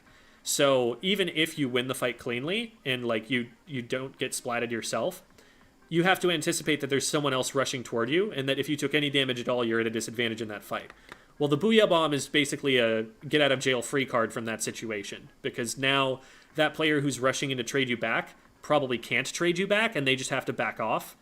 So that's called... that concept is called continuation, as FLC has coined it. And that's something that a lot of machines try to make use of when they're playing aggressively. Okay. I will write that down. But yeah, just yeeting it off into enemy ink is almost never going to be valuable to you at all. There are very, very few situations where that really does anything for you.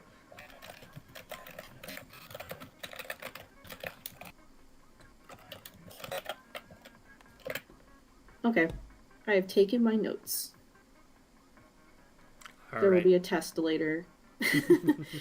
The test is solo queue, so good luck. Awesome. Thank you. We'll see what your letter grade is afterward. Anyway. Yay. All right, thank you. I don't have any more questions. All right. And thank you for coming on the show. It's definitely Sure. I always appreciate that people are willing to be criticized in front of like 100 people. So thank you for that. I got to show off a little bit too, so. Yeah, there you go. There you go. That's the way to think about it. I love that confidence. All right. All right. I'll keep watching the stream for patch note reactions. So we're probably not gonna do those on stream. It is as much as I would like to for the audience. I get more out of those in YouTube video form. Right. You did mention it was going to be a video. Yeah. My bad. So, sorry, folks. Blame capitalism, but that is what I'm probably gonna do instead.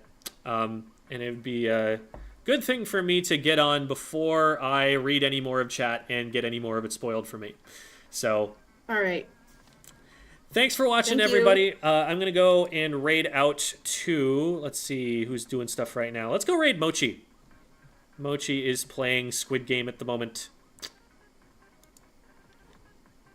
Bye, y'all. Bye. And for those who don't know, You can always find my links here. I have a YouTube channel, TikTok, Twitter, Discord server where all the cool squids come and hang out. I've got a Metafy if you want private lessons like this one, but scheduled at different times than just Tuesdays. If you want a Tuesday stream like this, then just DM me on Discord. And there's also a Patreon if you'd like to support the work that I do. Thanks for watching, everybody. Let's go say hi to Mochi. School's out.